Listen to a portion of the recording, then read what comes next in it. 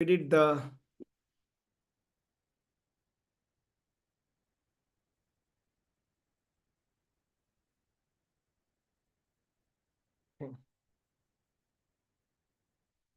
so far we've completed chapter 16 chapters here. So 15 chapters we have completed. Let's do the 16th chapter.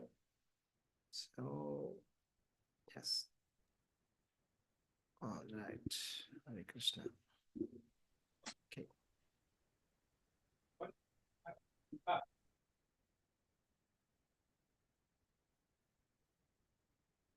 Yeah, we have a very interesting chapter today.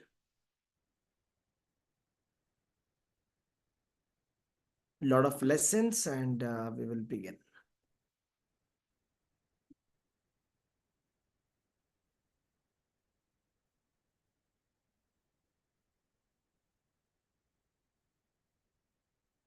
All right.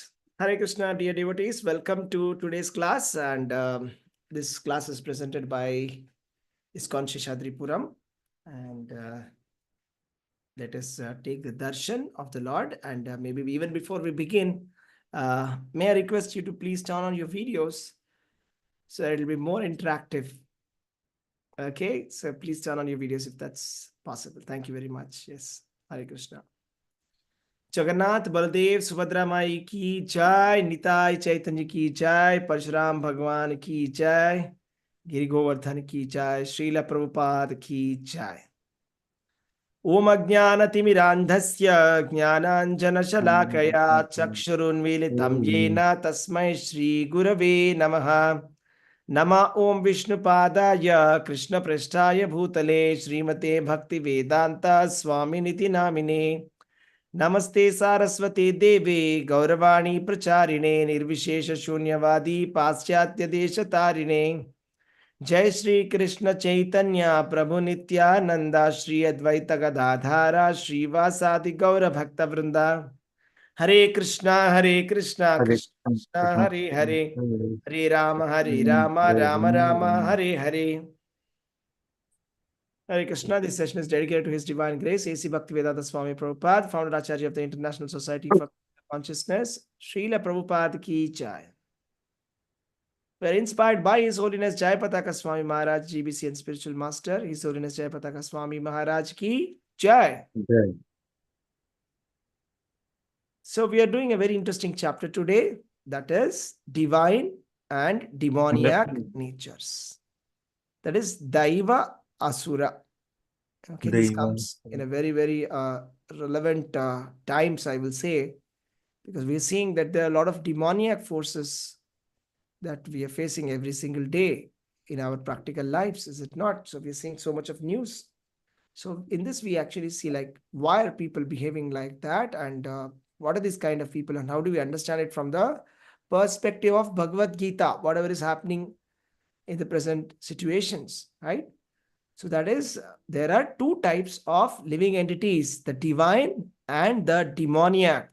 All right. See, the picture here is there. It's very interesting and instructive. The picture, of course, we see Lord Narsimhadev. He is transcendental, the supreme absolute truth. Beyond that, who is it that is there in the lap of Lord Narsimhadev, whom he is ripping apart? Who is that? Can anybody tell that? Hiranyakashipu. Hiranyakashipu. Okay. And who is it that is, standing there with a garland, ready to garland Lord Narasimhadev? Who was that? Prahlad Maharaj.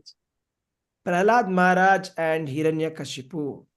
So in this itself, we can understand. I mean, this picture itself, like, tells everything. Everything is told in this picture. The entire chapter is summarized in this picture itself. In one single picture, entire chapter summary is there. Can anybody try? What is that? Guess. That is Prahalad. For the Prahalad ji, Hiranyakashipu is asking whether there is God. He is telling that God is everywhere.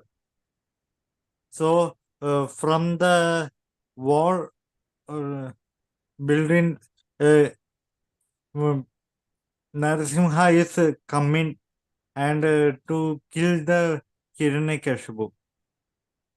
Okay, how is it connected with the chapter? Divine and demoniac natures. That is, the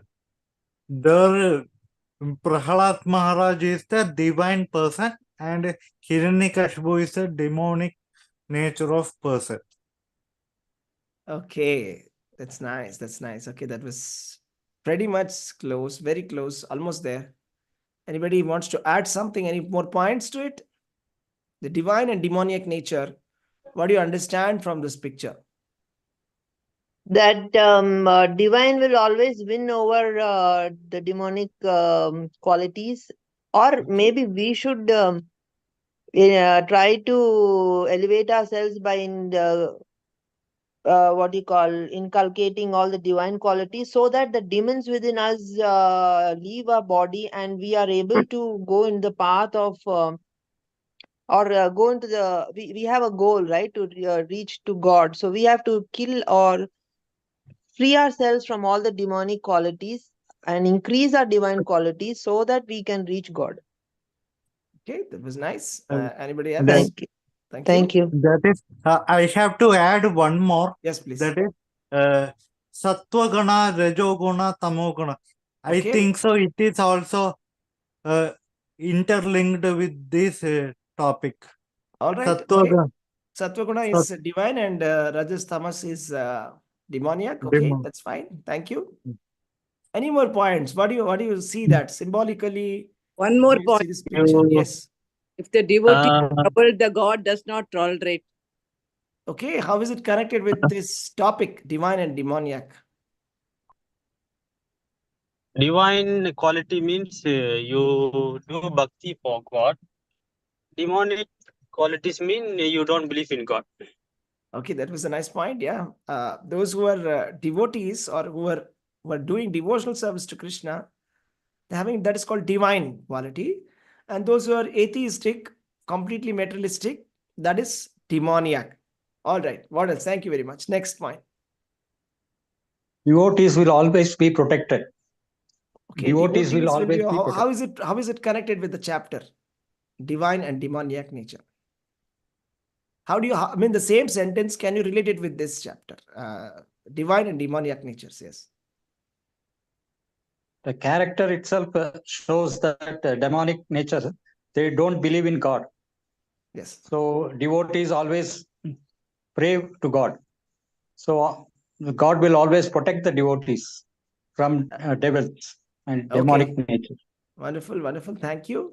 So if I have to just rephrase it a little bit, so what it basically means here is that the Lord protects those people who are divine in nature and destroys those who are demoniac in nature. Okay. What else? I'll ask you some more questions. So was Hiranyakashipu very strong in comparison with Prahalad? Yes, no. No. Physically, yes. Physically, Yes. he was, Yes. wasn't he? He was very strong. So the demoniac, so what do we understand? So the demoniac people may be very strong. Okay. They may be really strong, possible, physically, intellectually, in every possible way, they may be stronger, but they're not supported by God. Right? Ultimately, they will lose. They may be having some time, which is like their good time, but soon they'll be finished, annihilated by the Supreme Lord. Okay, what else? What is the Lord's mission? Now, what did Lord Krishna say his mission is? What is Lord's mission?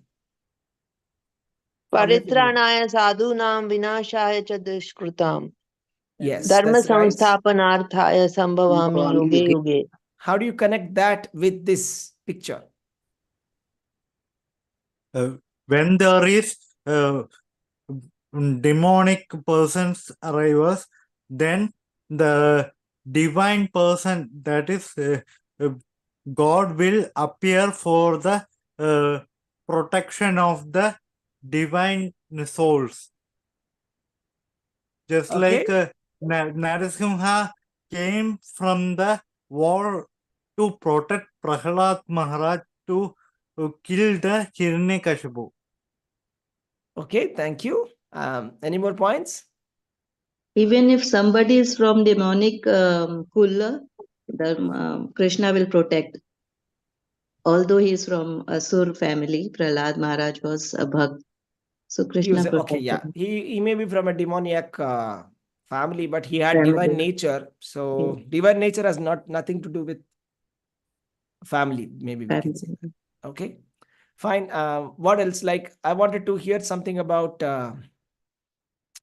Lord's mission and what he is doing here.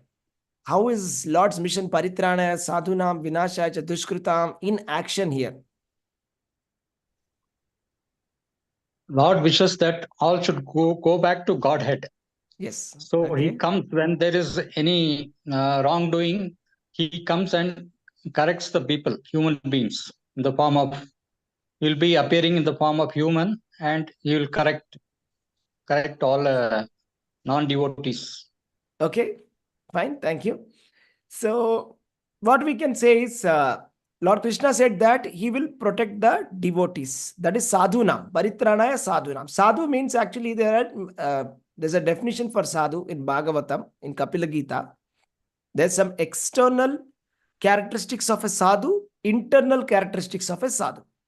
External characteristics of a sadhu is very peaceful, tolerant, and does not have any enemies. Internal qualities of a sadhu is that he is always engaged in hearing and chanting about the Supreme Lord. These are the qualities of a sadhu. So that is the definition of a sadhu. So here Prahlad Maharaj is sadhu, and Dushkritina, definition given in Bhagavad Gita, a miscreant is one who does not surrender to the Supreme Personality of Godhead, who does not surrender to him despite of any kind of circumstance, is called as a Dushkritana. He can be an atheist, or he can be a atheistic plan maker, or the most lowest of the mankind, or he can be say Naradhama, or the miscreant of Mudha, that is like grossly foolish, right? And one whose intelligence has been stolen by Maya. So 4 categories. They are Dushkritinam. Ultimately, the one who doesn't surrender to Krishna, who surrender to Lord, is called as Dushkritina, and such person is not protected. He is annihilated by the Supreme Personality of Godhead. So, okay, fine. Ultimately, coming back to the topic, divine and demoniac nature. So, ultimately, the point here is that Prahlad Maharaj was a great devotee of the Supreme Personality of Godhead. He was always engaged in hearing and chanting about the Supreme Lord. Right? That was his description has been given in Srimad Bhagavatam. How he is always remembering about the Lord. Right? And whereas Hiranyakashipu, his name is very peculiar and tells a lot about him. Hiranya and Kashipu. Okay? Hiranya means gold. Kashipu means soft bed. What does that say?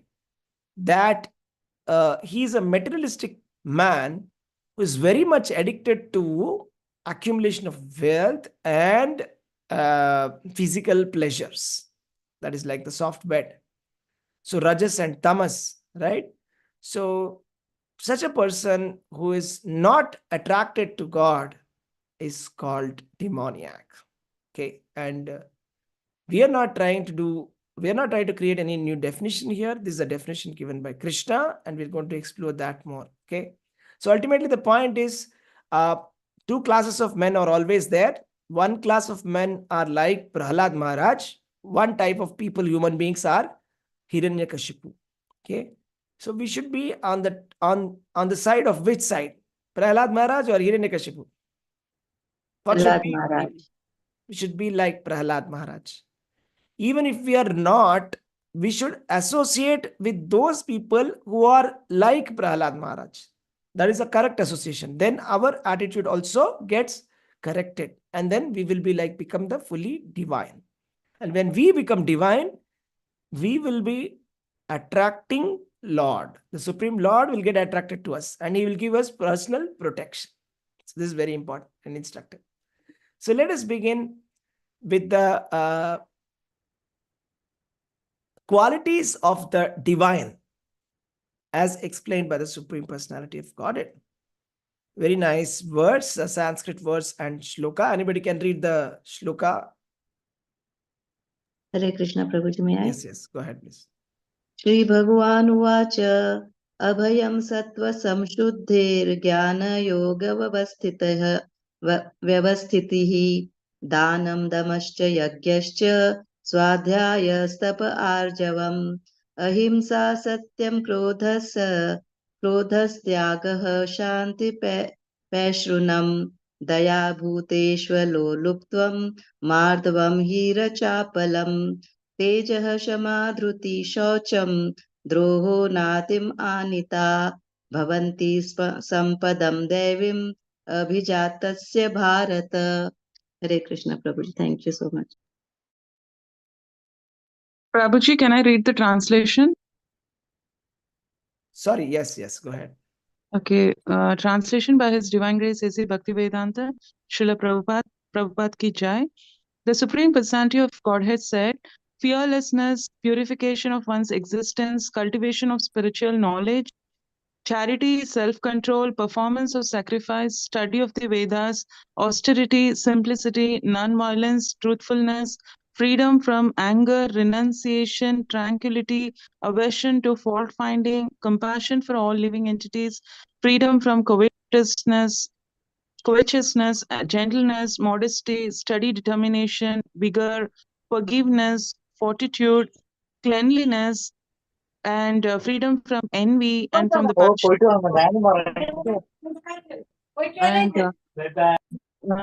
from the passion for honor. These transcendental qualities, O son of Bharata, belong to godly men endowed with divine nature. Thank you, Prabhuji. Hare Krishna. Thank you very much. So there's a big list. There's a huge list here, and we'll go through this in detail. It's going to be very interesting. Abhayam Sattva Samshuddhir. Okay, it says, first of all, Sri Bhagavan Uvacha. That is the most important point. Okay, it's not me who is defining it. It's not anybody.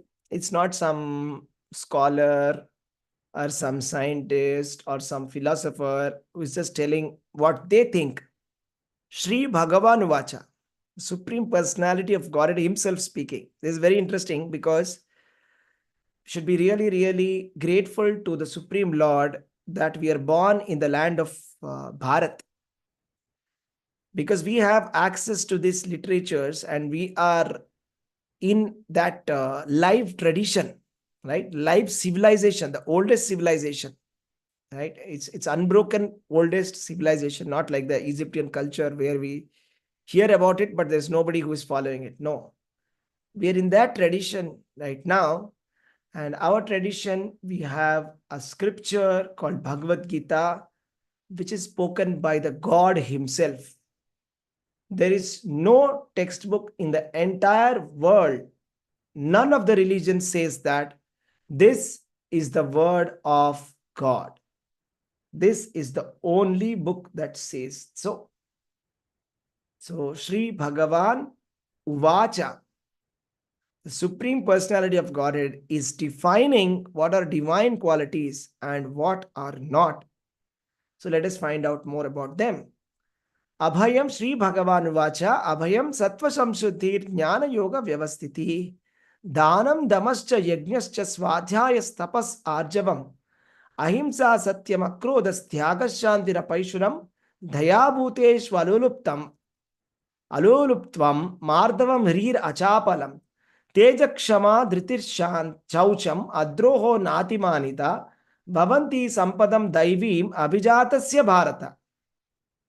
The Supreme Personality of Godhead said, fearlessness, purification of one's existence, cultivation of spiritual knowledge, charity, self-control.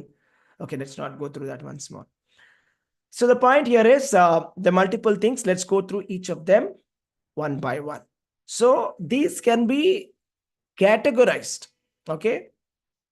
Each of these characteristics can be categorized into or mapped to a specific varna or specific ashrama. So we are following the system called Varnashrama system. When we say dharma, dharma means Varnashrama dharma. That is 4 varnas and 4 ashramas. This was the social and the spiritual division which was created by God himself. That is again that's another interesting point, because a lot of people accuse and they say that this is a man-made system. But Krishna said that Chaturvarnyam Maya Srishtva Guna Karma Vibhagashaha. It's a very logical system. It's not an illogical system. Varna and Ashrama system has been created by Lord Krishna himself. But whether people are following it in the right principle, right spirit, that is doubtful. It's not the case at all. Absolutely not. So Varna Ashrama system, which was supposed to be Daivi Varna Ashrama, supposed to be transcendental system, which is conducive for spiritual liberation, has turned into a caste system. That's another completely different topic. But we are not talking about any such kind of a caste system. We're talking about the Varna and Ashrama system, a logical segregation of people, okay, for spiritual improvement. So we have 4 ashramas. Can anybody tell me what are the 4 ashramas? Starting with brahmacharya, brahmacharis. So first one is brahmacharis. Who's the second? Grihastha. Third one is Vanaprastha. Fourth is sannyas. Brahmachari means 0 to 25 years. Celibates, right? Who are under the care of a spiritual master in an ashrama, brahmachari. 25 to 50 grihastha, the name says it all, householder, who are married and are having a family life. And vanaprastha, again name says it, that is vanaprastha means those who are retired, vana and prastha. That means those who are staying in the vana, that is in the forest. That means they're not very much in the city. So it says it all. I mean, retirement life, that means away from the city, away from materialistic life and spiritual life. That's what it means, vanaprastha. Sannyasa. Sannyasa means giving up all the material attachments completely 100% and fully dedicated to spiritual life. That is sannyasi. Next comes the varna system. Can anybody say what are the 4 varnas? Brahman, Kshatriya, Vaishya, Shudra. Brahman, Kshatriya, Vaishya, Shudra. Again, this also, the division is not a caste system. It's a logical division. It's based on what? Anybody can tell me? What is it based on? Chaturvarnya Maya Srishtva? Gunas. Guna, and there is one more. Guna? Karma. Karma. Chaturvarnya Maya Srishtva Guna Karma Vibhagashaha. Krishna is saying, I have divided into 4 varnas based on 2 things, 2 criteria. One is guna. Second is karma. Based on the activity that one is performing and based on the mode of material nature one belonging to, based on that this division has been made. Okay. And it is not a birth-based system, rigid system, which it has become into one, but it's not true. In Srimad Bhagavatam, there's a verse which says that anybody can transcend these 4 varnas, right? It is based on one's proclivity, one's nature. We determine whether one is a Brahmana or one is a Kshatriya. So for example, Parashurama, he was born like a Brahmana. He was born to a Brahmana mother, but his actions were like Kshatriya. Vishwamitra, he was born to a Kshatriya mother, but his activities were like that of a Brahmana. He was more interested in austerity, whereas Parshuram was doing he was controlling these irreligious kings, correct?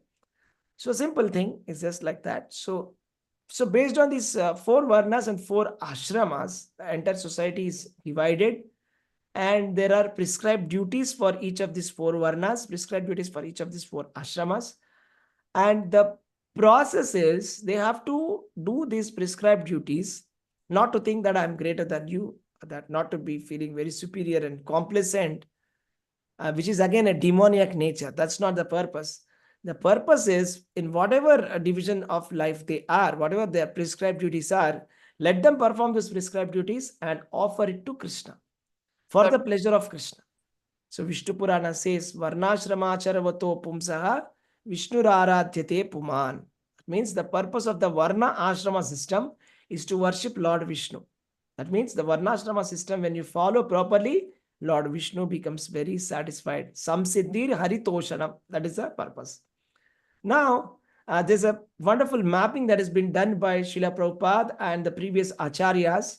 And let's see what that mapping is all about. And then we'll come to each and detail of each of these items. So totally we have how many qualities? Let us just see that and see how they are mapped. All right. Yeah, we have a lot of qualities. Let's see this. Let's start from here. So sannyasis are expected to have 3 qualities. Grihasthas have 3 qualities. Sorry.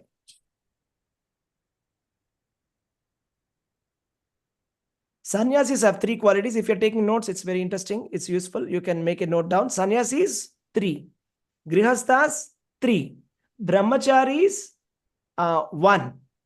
And common for everybody, 1, 2, 3, 4, 5, 6, 7, 8, 9, 10, 11, 12, 13. Common for everybody. And Kshatriyas, 1, 2, 3, 4. 4 for Kshatriyas.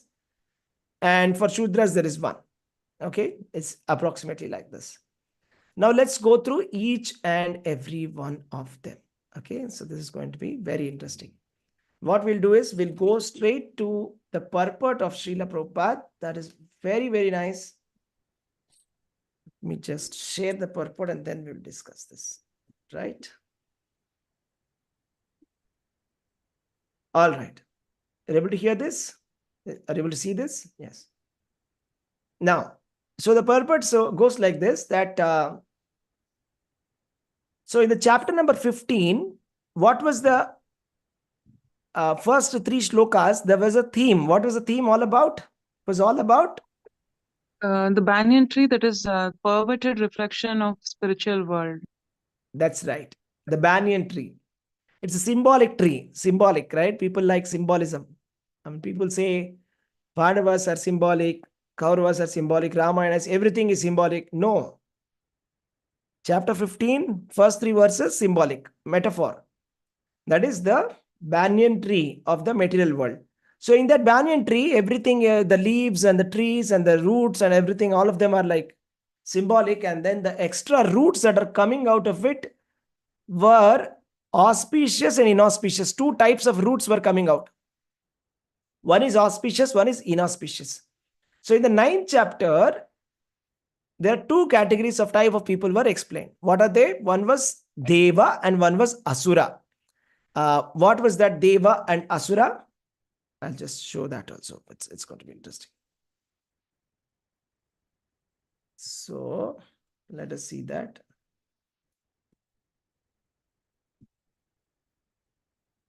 Ninth chapter. Yeah, divine nature. So Deva and Asura, the definition given in the 9th chapter of Bhagavad Gita is those who are not deluded, the great souls under the protection of divine nature, they are fully engaged in the devotional service because they know me as the Supreme Personality of Godhead. So again, just remember that picture, Prahlad Maharaj, Hiranyakashipu. Prahlad Maharaj was a great devotee. Therefore, we are calling him divine. And then who are demoniac? Who are demoniac as per Bhagavad Gita?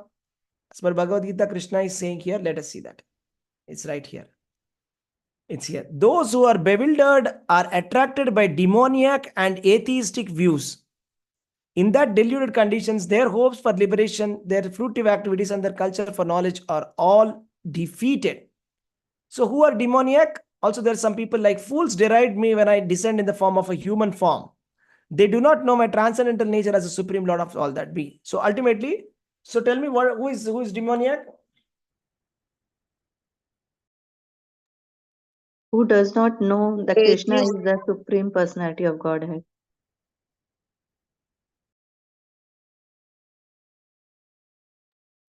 Yes, yes, Mataji. Sorry, come again. Those who are atheistic. Atheists. Those who are atheists, right? Those who are atheists, who are attracted by demoniac and not only atheistic view, demoniac views also.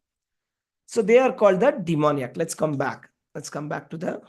So in the 9th chapter, Lord Krishna has explained two kind of people already. That was in a very brief. Now it's like more explicitly and very clearly. So those who are situated in the transcendental nature make the progress on the path of liberation. So we also have to understand. So while these qualities apparently look like material qualities, because a lot of times, the trick of Kali Yuga is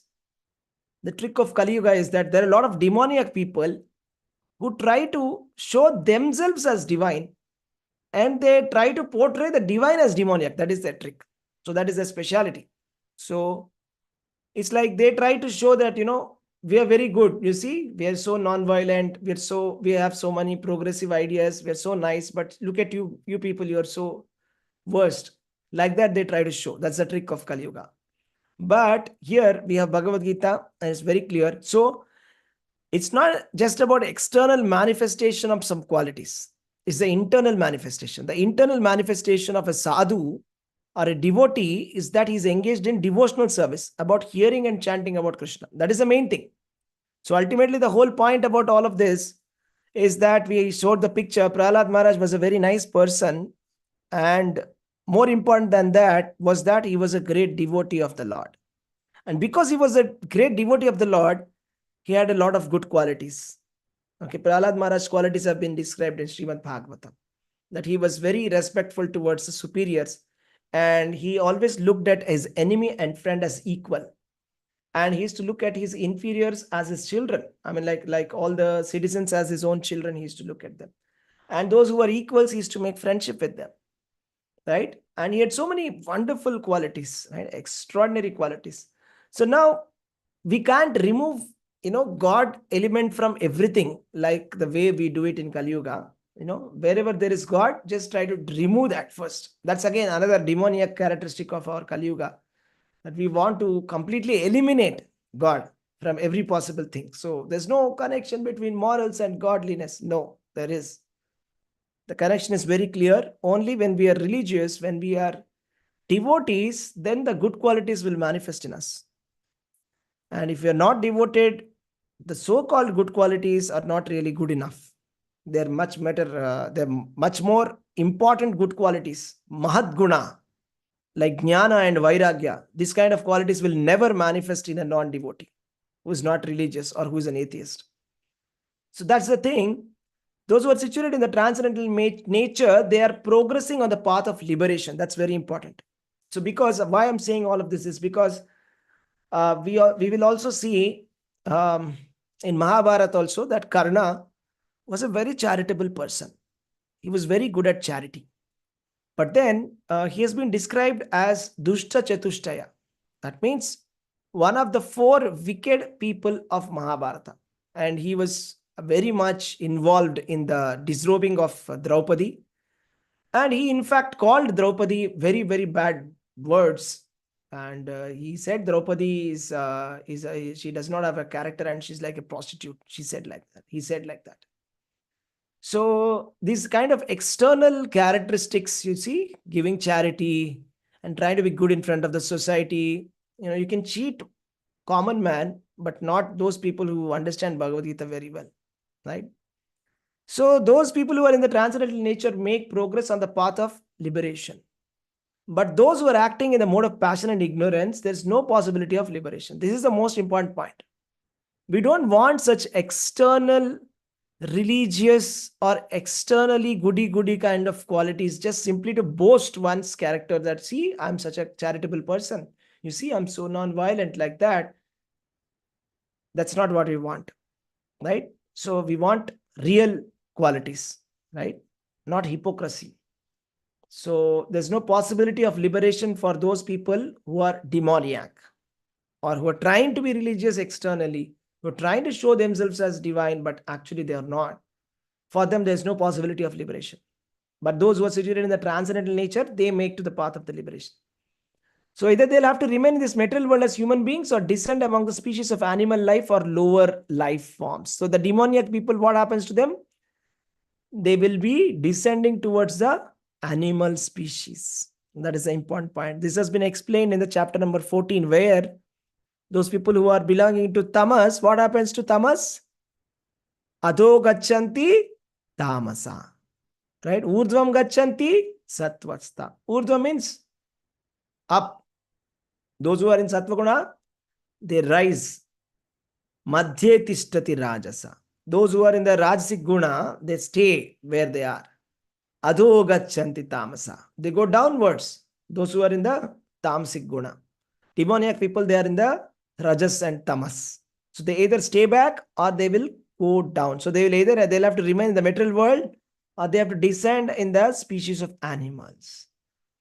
Okay, so let us see this. So abhijatasya is very important. Abhijatasya Pandava. Where is this word come here? Here. Bhavanti sampadam daivim abhijatasya bharata. So it is a sampada, daivi sampat vimoksha. It's saying that it's like a treasure. Sampada means also it's a treasure, right? So, and another word here is abhijatasya. They are born out of this nature. So what does that mean?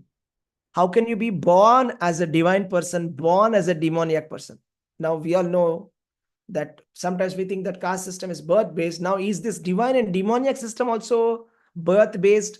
We get a doubt now. Abhijatasya, born out of these qualities. What does that born mean? Let's see that. You see, you can create or you can make the soul into divine, or I can say that you can attract divine souls within the womb of a mother by performing some Vedic samskara called as a Garbhadana samskara. Okay, Garbhadana samskara is a samskara. Samskara means a ritualistic ceremony which is performed, which actually generally involves taking the blessings from nice devotees and sadhus, that a very nice devotee must be born. And so if somebody wants a very nice devotee to be born, they should do the Garbhadana samskara. And it is said here, you see, in the Bhagavad Gita, that before that, sex life for begetting a good child is Krishna himself. Dharma viruddho kamosmi bharatarshava. That means even the sex life is not condemned in Bhagavad Gita. It is not said it's bad. It is just said, if it is used for getting good children, it is Krishna himself. Krishna is saying, it's me. So sex life should not be condemned, provided the process is used in Krishna consciousness. So we should not try to get children like cats or dogs, but get children who are Krishna conscious. So that should be the idea. Now, Prabhupada is talking about the social institution of Varnashrama Dharma, dividing the 4 societies into social life or 4 castes. It's not to divide human society according to birth, and they are to keep the society in a state of peace and prosperity. So what does that mean? So if you have to protect your house, don't you think that there must be somebody, or if you want to protect your society, let's say your country, don't you think that there is a class of men who must be there, who are very strong and who are very valiant, who are very powerful, right? Who can conquer the enemies or the demoniac forces? Don't you think so? Don't we need the army? Don't we need the police department, who are punishing the criminals or who are fighting against the enemies who are going to come and conquer and loot the entire country? Yes, no, right? That's called Kshatriya. Kshatriya, the word means, Kshata means it's like violence, or it's like a damage, damage towards. So Triya means Trayate, means somebody who is protecting us from damage is called Kshatriya. So we should be very grateful to the army. We should be grateful to the police. We should be grateful to the entire political administration, because with such less staff of police and with such a less military, they have kept the peace of the society going. Okay. So at least the idea is that the society should be peaceful. That is the original idea, that society should be peaceful, and there's a class of people who are violent themselves, but that violence is used for constructive purpose. You see, for example, the police is employing sometimes some kind of physical, punishment but that is employed only for criminals, hardcore criminals. Yes or no? Sometimes the judiciary, you see, is giving corporal punishment, right? Is giving a punishment for hanging somebody to death. And the reason is for something good, for the protection of the society. We are giving punishment to those people who are very, very violent. You see, Kshatriya. Right? Are you with me? Hare Krishna. Are you understanding what I'm Hare saying? Krishna. Yes, Prabhuji. Yes, Yes, very good. Prabhuji. Yes. Yes. So this is the reason why we must have division. The division is necessary so that we can properly train. I'll tell you something, one of my personal realizations, that sometimes you see in schools also, we find that some children are very, very difficult to tackle, very aggressive. Am I right? Those of you who are teachers, you have this experience, right? Some students are very aggressive. So, but our society, what we try to do is we try to pigeonhole them, or we try to cast them into certain qualities, but their nature is not supporting that. They're very aggressive. They're good at sports. That's their nature. Okay, they're like good at show off, and they're very fast. They're physically very strong. So, what should we be doing with them? What is the ideal career path for them? What do you think? Where should they be going? Defense forces. Defense forces, military, paramilitary, border security force, police, security, all of this, right? So it's called constructive usage of one's nature. But what do we do as a society? We teach them a lot of degrees, and we force them to become something which they are not. Am I right? So this is this division. So this division, Varnashrama system division, is a natural division. So based on one's own nature, we are encouraging that, okay, if you are very violent, aggressive, very strong, you be a Kshatriya and you protect the nation, because a violence done by Kshatriya is justified. So for example, if on the border let us say that there is a military officer is very brave, who is able to go and single-handedly attack, let us say 50 people, is able to kill the 50 people on the opposite side, we are ready to reward him, right? But not in the school, not in the college, or not in the civil society. In the civil society, if a person is coming and physically harming 50 people, we don't want that. So it is like using one's own nature for or somebody is like very scholarly person who is very much interested in reading books, or who is into teaching profession. Okay, that is a Brahminical qualities. We involve them in such a kind of a profession. Am I right? Somebody who is interested in service, we put him into services. Can be any kind of service, right? Or somebody who is interested naturally in making a lot of money, right? We see all the unicorns and who are within Business. India. There's so many Business startup person. founders, right? Yes, who have the natural propensity that they want to make a lot of money, they want to create a lot of economy. Like we see Reliance Industries, like they've made such a big conglomerate, and Tata has made such a big, huge business, and they're employing they're giving employment to so many people. So this is the category of the Vaishyas. So this is a natural division. It's nothing to do with any kind of a caste system. So these are there to keep the society in a state of peace and prosperity. That's the reason why this division is there. Okay. Now the Varnashrama system, let us begin. So the first three qualities are for the sannyasis. What are the first three qualities? Abhayam sattva samshuddhir jnana yoga vyavastitihi. That means fearlessness, purification of one's existence, and cultivation of spiritual knowledge. These are the three qualities that a sannyasi is expected to have. Okay. So let us just see here. Yeah, fearlessness. Fearlessness. A sannyasi should be fearless. Sannyasi should be fearless. So, Ahimsa. Ahimsa will come. Okay, let's wait for that. So fearlessness, a sannyasi, first of all, is not bothered about tomorrow. See, as opposed to a grihastha,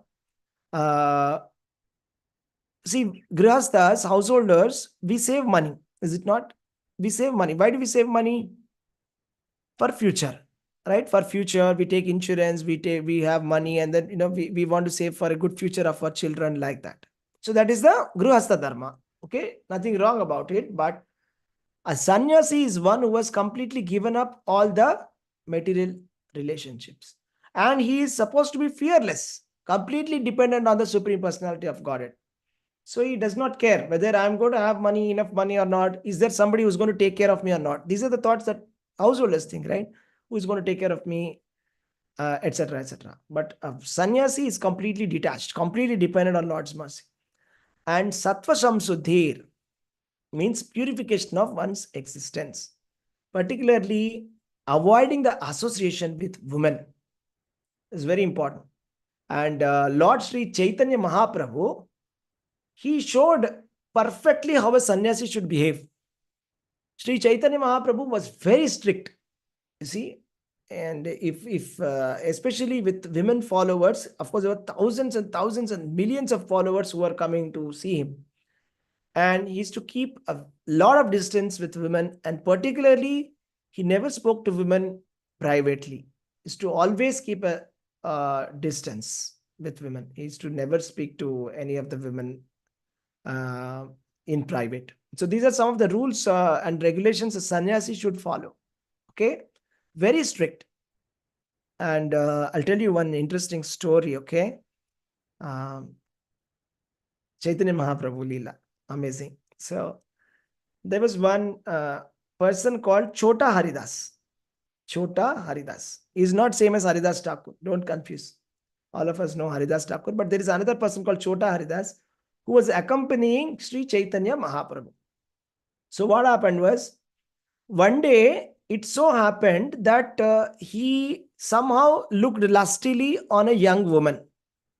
He just simply looked. He was associated with the Chaitanya Mahaprabhu. Chaitanya Mahaprabhu was also sannyasi at that time, and he was going on a tour of South India. And that time he somehow happened to lustily talk to one woman. Just talk, that's it. And Sri Chaitanya Mahaprabhu rejected him from the society of his personal associates. So at that point, Chaitanya Mahaprabhu said, for a sannyasi or anyone who is aspiring to get out of the clutches of Maya, material nature, and trying to go back to home, back to Godhead, for him, looking towards material possession and women for sense gratification, not even enjoying them, but just looking towards them with a propensity, is so condemned that he better commit suicide before experiencing such illicit desires. So this is called as the process of purification for sannyasis. Okay, it's very strict, I understand, but this is for sannyasi. Sannyasi means completely renounced from everything, right?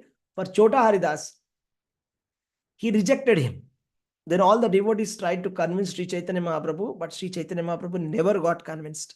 And ultimately, this Chota Haridas, he committed suicide. He committed suicide, and actually Chaitanya Mahaprabhu said, that is good. Whatever he did is correct. He should not. So this is the only kind of a solution for a person who becomes very lusty. I mean, being a sannyasi and getting attracted towards women is so condemned, actually, in the Shastras. Right? So that's the story of how strict Chaitanya Mahaprabhu was in following the vows of sannyasa. You see, so strict. So that is called purification of one's existence, which sattva samsuddhi means the sannyasis should follow the rules and regulations. They're supposed to bath in the chilling cold water. It doesn't matter. They don't have hot water, like just like we have geyser at home, right? Instant geyser everywhere. Or we have AC at home, or we have fan at home. We have all the comforts for very comfortable living. But a sannyasi is not supposed to have any kind of comforts. Sannyasi can't have ACs or having a hot water bath, etc. Especially as per the strict rules of the Vedas, not allowed. They can't be having all of that. Okay. So especially association with women is like 100% condemned, 100% not allowed. All right. So that is about purification of one's existence. So we're talking about abhayam, fearlessness, purification, sattva samsuddhi, and jnana yoga vyavasthiti. We are talking about which varna, which ashrama? Anybody can say? Which ashrama am I talking about?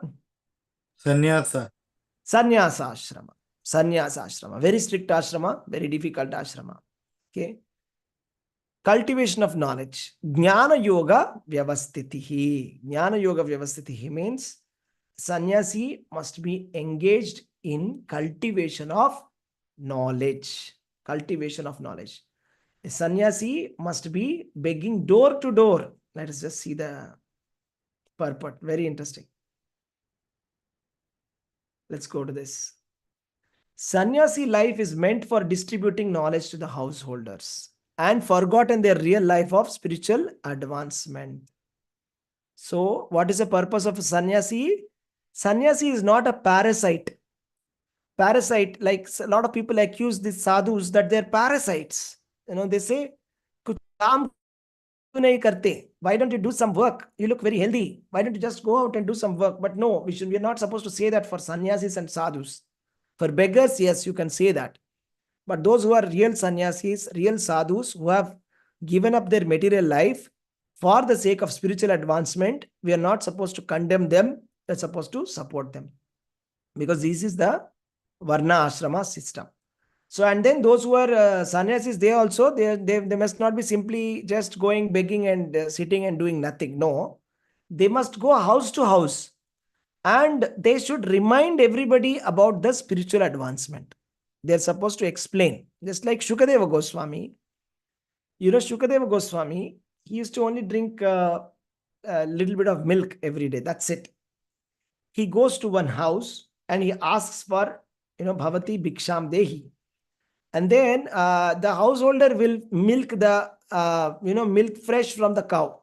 It's not like we have some kind of Country Delight app or something like that. Okay. So for getting some milk, everybody used to have a cow. So they will milk the milk fresh, right? And then he will give the milk to Shukadeva Goswami. And Shukadeva Goswami will take that milk, I don't know how many liters, but maybe 1 liter, 2 liters, or 3 liters, how much ever, for the day. And that's it. That's it. Food. That's his food. Nothing else. And he's going to stay in that house only for that long. And he will move on. He'll not even stay in under one tree also. The 6 Goswamis of Vrindavana. The 6 Goswamis of Vrindavan, they were so renounced that they never used to stay under one tree also. Because if you stay under one tree for 3-4 days, one day what will happen? There'll be a problem that this is my tree. See, actually that happened. There were 2 sadhus, right? And they were sitting under the one tree. And one sadhu said, "This is my place. Why are you sitting here?" I said, "I don't know. I found this place and I'm sitting under this tree." "No, this is my place. This is my place. You're supposed to get out of here. Get out of here. Get out of here." "No, I'm not going to get out." Like they were fighting. So they cursed each other. One person said, "You're hissing like a snake. You become a snake." Somebody said, "Okay, you're doing like some kind of other animal. You become another demon." So they both become demons in Krishna Leela. One became Agasura, one became some other demon. I don't remember who it was. So it's like this. You see what happened there. So anybody can break it down and what happened there actually. Huh? Why were they fighting for their tree or the place? Attachment, Prabhuji. Attachment, yeah. Attachment. It happens with us also, right? Sometimes we are sitting in a school. That bench becomes yours. That seat becomes yours. Is it not? Right? When you're sitting in a conference or when you're sitting in some place, you say that this was my place. You were going in a yatra, in a bus. That's not, we fix our place. This is our place. This is my place. So sannyasis, they are completely free from this. They're supposed to be free from this. Jnana Yoga Vyavasthiti means they don't even, just like Shukadeva Goswami. So they are, she goes from door to door begging, and it doesn't mean that he's a beggar. That's very important. We should understand the difference between a beggar and sannyasi. So this culture of begging has come from the West after the invasion of this British culture. It is actually That's begging culture has come from it's a Western concept. In India, there were no beggars. Okay, it was like Macaulay, he wrote a letter to the Queen or the King, I don't remember who it was, to UK, and he said that in entire India, I don't see beggars at all, like we see beggars in UK. There are no beggars here. Everybody is working hard. So begging is a spiritual activity. It's only reserved for spiritual people, like the sannyasis and the brahmanas. And they are also not begging that it's not that they're beggars. In exchange, they give spiritual knowledge. Okay, if you donate to a brahmana, if they is asking for some food or something, so you are getting some pious credit, punya. That is, brahmana is giving that in exchange. A sannyasi is giving you spiritual knowledge. He's supposed to remind the materialistic people, householders, come on, don't be so attached in your life. Understand the reality of the human form of life. Do devotional service. Don't waste time. So like that, he's supposed to go door to door and tell that.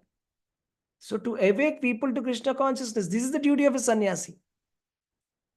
And if he's actually advanced and ordered by spiritual master, he should preach Krishna consciousness with logic and understanding. Chaitanya Mahaprabhu ordered that Amara Ajnayai Tarayai Desha. He said, go and talk about Krishna. To go and talk about Krishna. That was the instruction of Chaitanya Mahaprabhu. So similarly, if somebody, his spiritual master is giving instruction, sannyasi should go and preach Krishna consciousness. That is called Parivrajaka. Parivrajaka means one who doesn't stay in one place. A sannyasi doesn't stay in one city, one place, one tree. It just keeps moving. City to city, place to place, village to village, preaching Krishna consciousness. And Jnana Yoga Vyavasthiti must be situated in cultivation of knowledge. Cultivation. Jnana Yoga is actually given in the Srimad Bhagavatam. Srimad Bhagavatam is actually Jnana Yoga. That is, there's a lot of, it's the commentary of the Vedanta Sutras. Vedanta Sutras is the topmost spiritual literature, and Srimad Bhagavatam is a commentary written by Vyasadeva. And if you read Srimad Bhagavatam, you get a lot of knowledge. So how many of you are reading Srimad Bhagavatam every single day? Type me in the chat. How many of you are regularly reading Srimad Bhagavatam? Yes. So do you understand? Are you feeling that there is a lot of knowledge that you get when you read Srimad Bhagavatam? Unmute and tell me. Yes, no. Yes, Prabhuji. Yes, there's a lot of knowledge, right? Jnana Yoga. That is only Jnana Yoga. Means there's a lot of tremendous knowledge is there in Srimad Bhagavatam. So you get a lot of knowledge. So especially, particularly the sannyasis must be into this pure spiritual knowledge. Okay, so that is the system. Very nice. Sattva Samsuddhi. So the sannyasis are fearlessness, Sattva Samsuddhi, and Jnana Yoga, knowledge. Purity, fearlessness, and knowledge. Now, next comes for the householders. Let us see.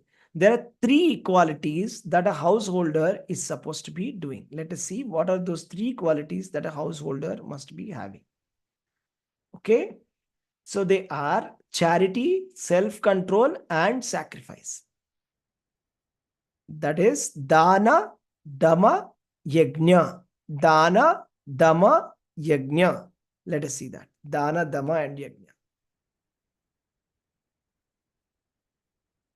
Yeah.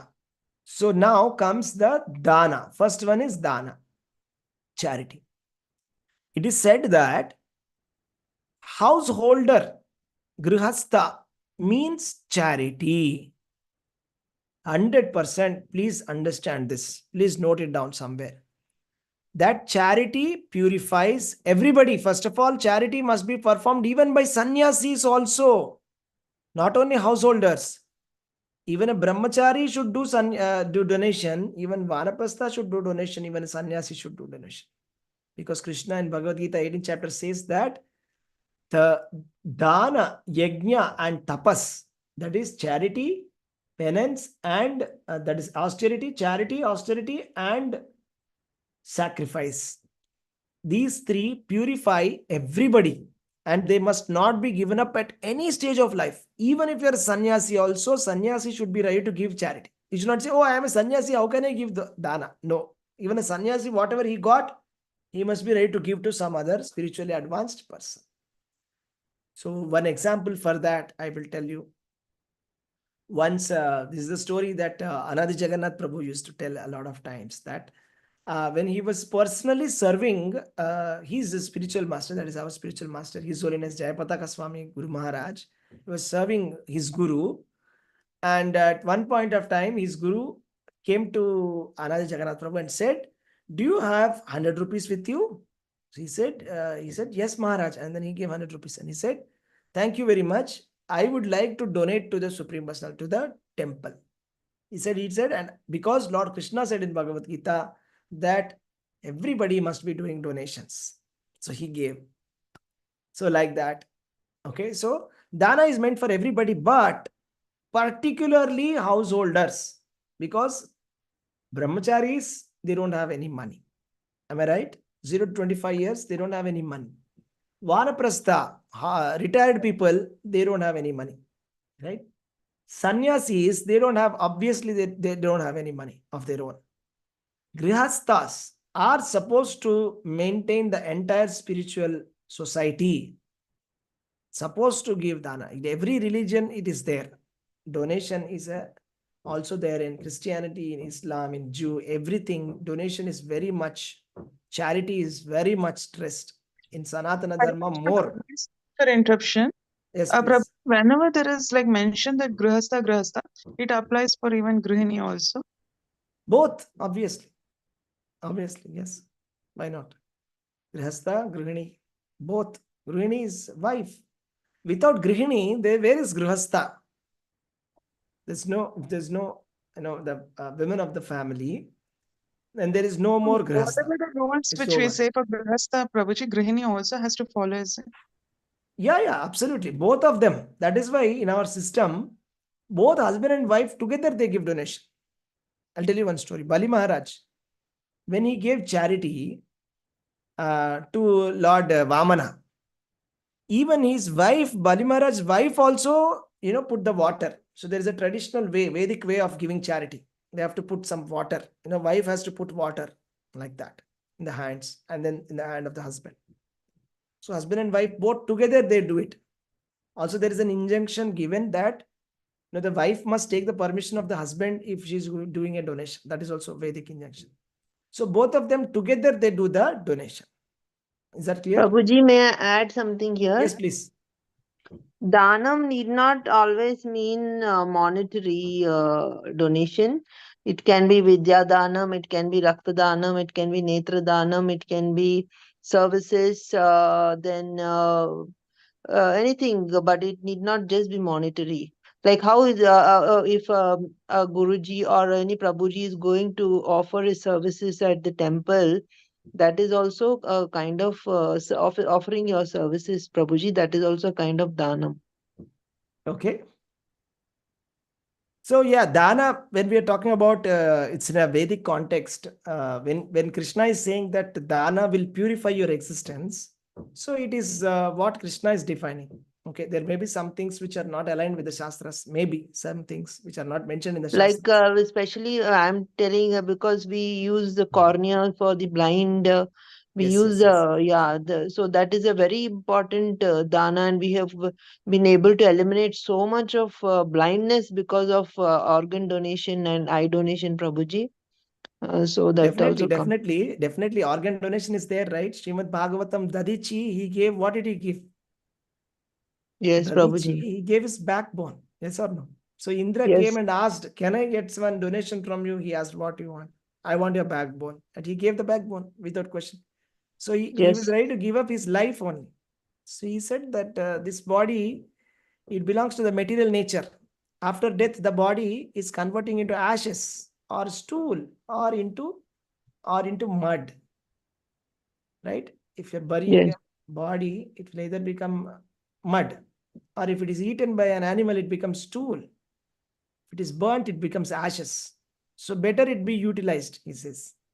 for a good purpose. So, and he gives, okay, fine. So that is extraordinary donation. If somebody is able to give that, that's good. Yes, Prabhuji. Thank you, Alright. Prabhuji. Thank you. So now I was saying that Grihasthas are supposed to donate, very important.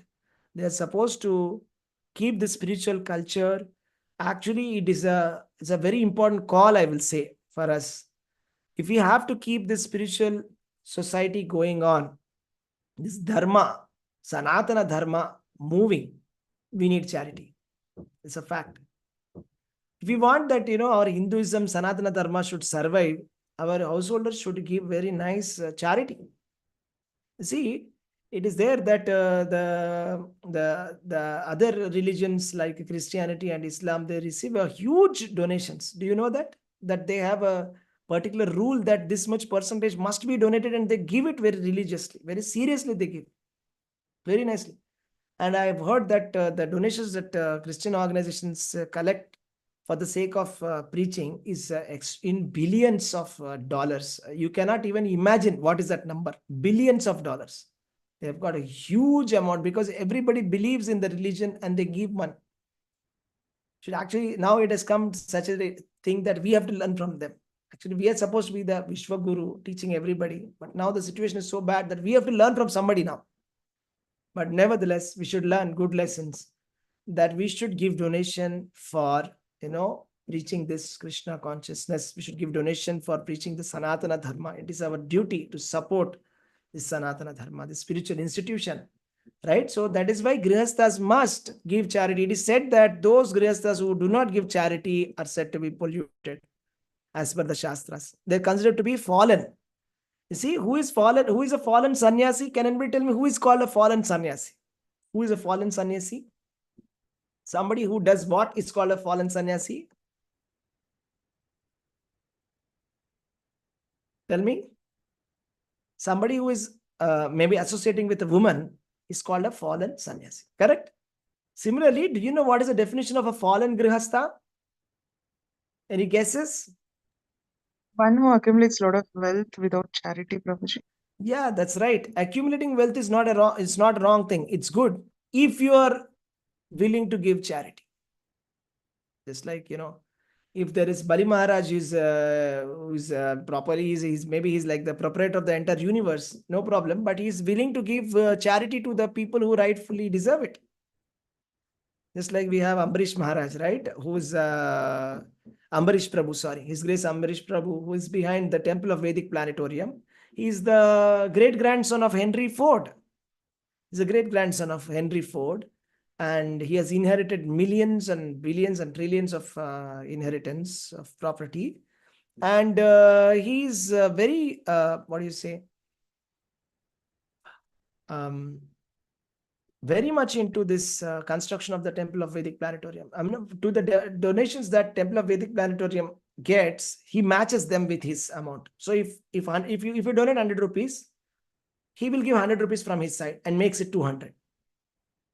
So that's how he has been doing it. So if somebody is able to do like that, then why not? Very good, very much encouraged. Then you be a billionaire. That's very nice. But you donate for a good cause. You donate it for, especially for spiritual causes, spiritual people support, right? That's very important, right? So that is why householders, I'm stressing very much. A householder who does not give dana is called fallen householder. Means he has fallen from the dharma, fall down. And it is compulsory. But we should give it in a mode of goodness, right place, right time, and right person. For example, today, there was a drunkard who came to me and he said, "Can you give me some money?" And I said, "I can give you money, but I don't know what are you going to do with that money. If you're going to drink again, then it's not good for me. I'm not supposed to be encouraging you to do that." And he's doing, I've seen some people like that. It's my personal experience also. I used to be traveling on a bike, and there used to be one old man who used to stop, okay? And used to be acting very, very helpless. And I used to give him some money out of compassion every day. And one day somebody stopped me and he said, "Why are you donating to that person? Do you know his story?" I said, "I don't know who is." He appears to be an old man. He said that he's hungry. That's why I gave him money. He said, "You know what? He has his family here nearby. and every day he gets a food and everything from him. He's a retired person. Whatever money that he gets from these people on the road, he uses it for drinking alcohol. That's what he does. That was like a warning sign for me. And since then, I stopped giving to that person. So giving charity to right person, right place, right time, very important. Right? So that's important. And so why are we discussing all of this? These are all divine qualities. These are all divine qualities. Some of them are recommended for some of the varnas, some of the ashramas. Fearlessness, purification of one's existence, and knowledge of cultivation of knowledge is recommended for sannyasis. Grihasthas, the recommendation is first one is charity, second one is dhamma, and third one is yajna. Charity, that is dana, dhamma, yajna. Very important, okay? How many of you are learning something? Type me in the chat. Are you learning a lot of things today? A lot of details from the wonderful purports of Srila Prabhupada. Type me in the chat if you're learning something. Okay, you're learning something? Okay, very nice, very nice. Okay. So, self-control, grihasthas, you see, very important for the grihasthas. Grihastha is not a license for having a unrestricted sex life. It's not like a license given by the society that now you can enjoy unrestricted sex life. No, that's not the purpose of Grihastha Dharma. Sex life should be very much regulated and must be used for propagation of the Krishna conscious children. That should be the aim of the sex life, not that it's just for, you see, enjoyment or something like that. Because the modern society encourages it, right? We see a lot of magazines which glorify sex, that they say, okay, it's good for health. That's why you must be doing it. Like that, lot of things like that. And then they try to encourage and say that there's a lot of contraceptives possible, birth control pills are available. So therefore, you can have an unrestrained sex life, or you can have some kind of sterilization operation, and that gives you, complete freedom to have unlimited sex life. But that's not as per the standards of the Vedas. Dhamma is a divine quality. Dhamma means sense control. Sense control means regulated sex life, particularly for getting Krishna conscious children. Right? So he must control his sex life and should not beget a child without the purpose of serving Krishna. If he's able to beget children who will be Krishna conscious, one can produce hundreds of children. See, very important statement, because Bhakti Siddhanta Saraswati Thakur, he was sannyasi himself. He said that I'm willing to get even 100 children if they become Krishna conscious. Of course, it was a hypothetical statement, not that he wanted to become. The statement meaning or the essence is that one can have hundreds of children. Welcome. They are not burden on the earth, but they must be Krishna conscious. That should be the purpose. If you can train your children to be Krishna conscious, you can have as many children as you want. But otherwise, if one is unable to give Krishna consciousness, one is unable to deliver children, then the Shastra or the Veda says, do not become a father, do not become a mother.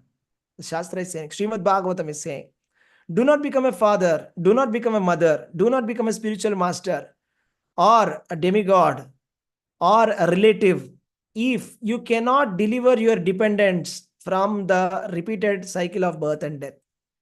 Very strong statement. That means a real father, a real mother, a real relative, real friend must say, why don't you chant the names of Krishna? You should give some literature. Srimad Bhagavatam should encourage. That is only a real friend.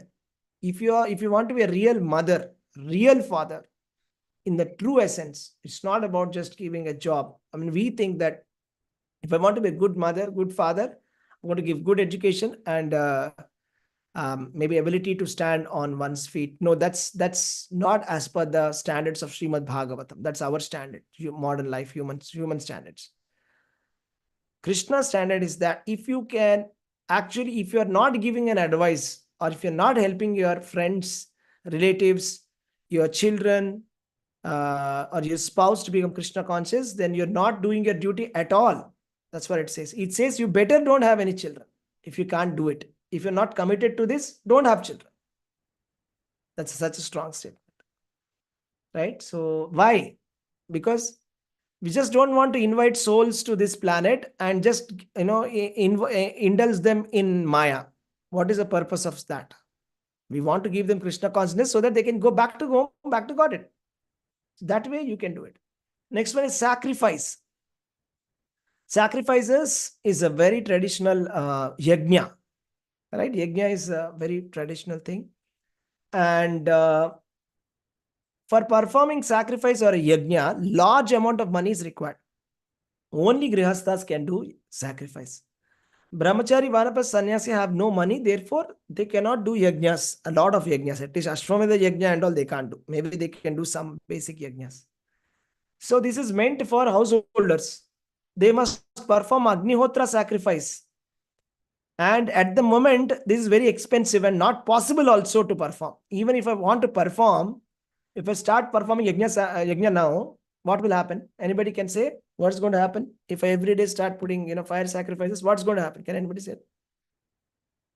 Pollution, Prabhuji. Yeah, pollution. And then, our society is going to first, our apartment people will come and say, stop this. What are you doing? Stop it, please. Nobody is going to allow us to do it even now, today, okay? In your apartment, if you try to do every day one fire sacrifice, they'll get a letter and message and saying that, please stop whatever you're doing. It's so disturbing for us. It's not possible. The best sacrifice recommended is called Sankirtana Yajna. Sankirtana Yajna means chanting Hare Krishna, Krishna Krishna, Hare Hare, Hare Rama, Rama Rama, Hare Hare. Now, the best part about it is that it is the most inexpensive sacrifice.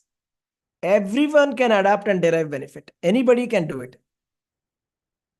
No cost involved, right? So, of course, if you can do a nice program for Kartik month, Kartik month is coming, right? So for Damodar program, you can do at your home. And you can call all your neighbors. And you can call some devotees and do some nice kirtan. You prepare some nice prasadam and distribute prasadam. And everybody chants Hare Krishna. This is called yajna, right? This is the yajna for the modern or the Kali Yuga. Are you getting it? This is how we are supposed to do it. Congregational chanting of the holy names of Krishna. Even if you're unable to do that, at least within your family, you can do it. Family together, family that prays together, stays together. So you all come together and just do the Sankirtana at the evening. It's completely inexpensive and spiritual benefit, right? So householders are charity, sense control, and performance of the sacrifice. Now, the next one, Swadhyaya, is meant for Brahmachari. Brahmachari means, the name itself says Brahmacharya. Brahmacharya means celibate life. And then again, there's a definition for Brahmacharya in the Shastras. Okay. Let me just check if I can quickly pull that up. So Brahmacharya is very important and very relevant that we teach this to our generation. Yeah. Yes. In the Agni Purana, there is 8 forms of celibacy, Brahmacharya, that is explained. Okay. I think it's very important now that we talk about it and tell people. Right. So Brahmacharya. 8 forms of celibacy are recommended in Agni Purana. Abstinence of sexual activity. Who is a Brahmachari? Who is abstaining from sexual activity? Why are we talking about it? The reason why I'm talking about it right now is because the modern society does not talk about Brahmacharya. Now we are giving lessons to teenagers about contraceptives and birth control, and teenage pregnancy is on the rise.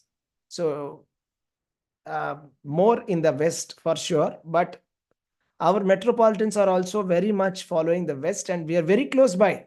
It's not something that I'm saying out of the imagination.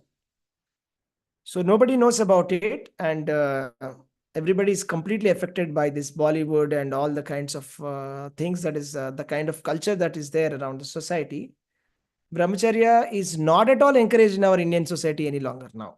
So we have co-education schools and nobody cares. There's live-in relationships, everything going on. And so, but a brahmachari by definition is this, that abstinence from sexual activities is the first point.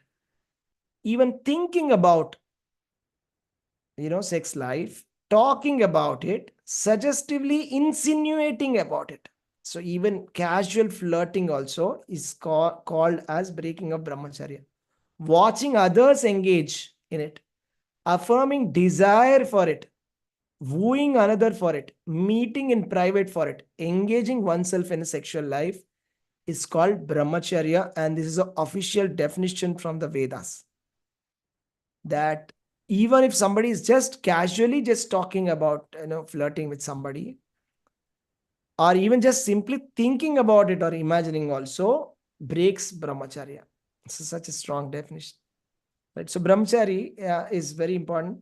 We're supposed to be telling this to all the youth right now. So swadhyaya is meant for brahmacharya or student life. Brahmacharis must be celibate. They should live a life of celibacy and engage their mind in the study of Vedic literature for spiritual knowledge. This is called swadhyaya. Swadhyaya means reading, book reading, right? Supposed to be reading Vedic literature. There's so much of Vedic literature that they're supposed to be reading. Tapasya, austerity, is meant for retired life. Retired life is not meant for going around and trying out all the hotels in the city. See, that's the new standard of the retired people. What is that? They say that, all our life we have struggled very hard. We have done so many sacrifices. And now let me indulge in sense gratification. This is our youth back now. So we want to do all that which we have missed right now. That's the new standard of retired life. But this is not Vedic culture. Okay, trying out every hotel possible in the city and outside the retired people. This is not called retired life. Vanaprastha means tapasya. Tapasya means austerity. Austerity, right? If one lives for 100 years, he should spend 25 years in student life, 25 in householder life, 25 in retired life, 25 in the renounced order of life. So 25, 25, 25, 25, right? These are the regulations of the Vedic religious discipline. A man retired from household life must practice austerity of body, mind, and tongue. There are 3 types of austerity: body, mind, and tongue. And the details are given in Srimad Bhagavad Gita, chapter number 17. We'll see that when we go to the next chapter, we'll see that. So, using your words properly, using your mind properly, using your tongue properly, okay, using your body properly. Tapasya, we are supposed to do tapasya. Tapasya for the body is worshipping the superiors, worshipping the spiritual master. Worship of the spiritual master, superiors, is called as the tapasya of the body. Okay, fasting, etc.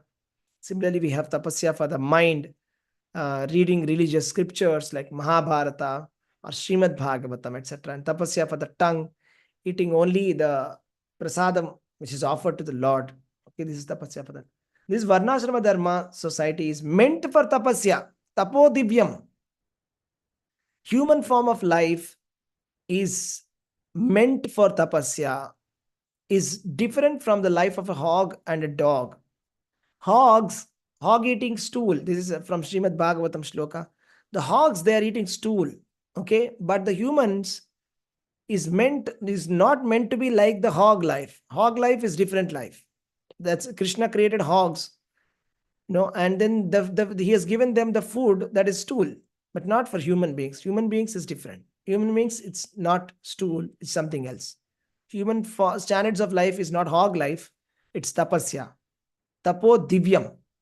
Divya tapasya. So human being need liberation. So without tapasya, no human being can get liberation. So there is a theory that says that there is no need of austerity in life. That one can go on speculating and everything will be nice is not recommended in Vedic literature nor in Bhagavad Gita. Very important, because there are some societies, the so-called spiritual societies, very famous, very renowned. which says that, our society is very nice society. You don't have to follow any rules. You can come, you can do whatever you want. You can eat whatever you want to eat, you eat. You can do whatever you want to do, you can do. But we will give you Gayatri Mantra, or we will give you some spiritual process that you can follow, and you can be still a very esteemed member of our society, and we will very much accept it without condemnation. You're still good, because you see, the food habits and spiritual life, they have nothing in common. There's nothing like a relationship between that. You can eat anything, do anything, and still be very spiritual. Just being spiritual by words, mentally, enough. Where is it written that you have to eat only this food, you should follow these rules, that rules? We are not that kind of fanatic people. They say like that, but actually, it is wrong. That's what Prabhupada is strongly saying. It is neither in the Vedic culture nor in the Bhagavad Gita. This kind of modern which is called Neo Vedanta, or something like, it's like some kind of a new invention created by some people. Just like how Srila Prabhupada went to the US.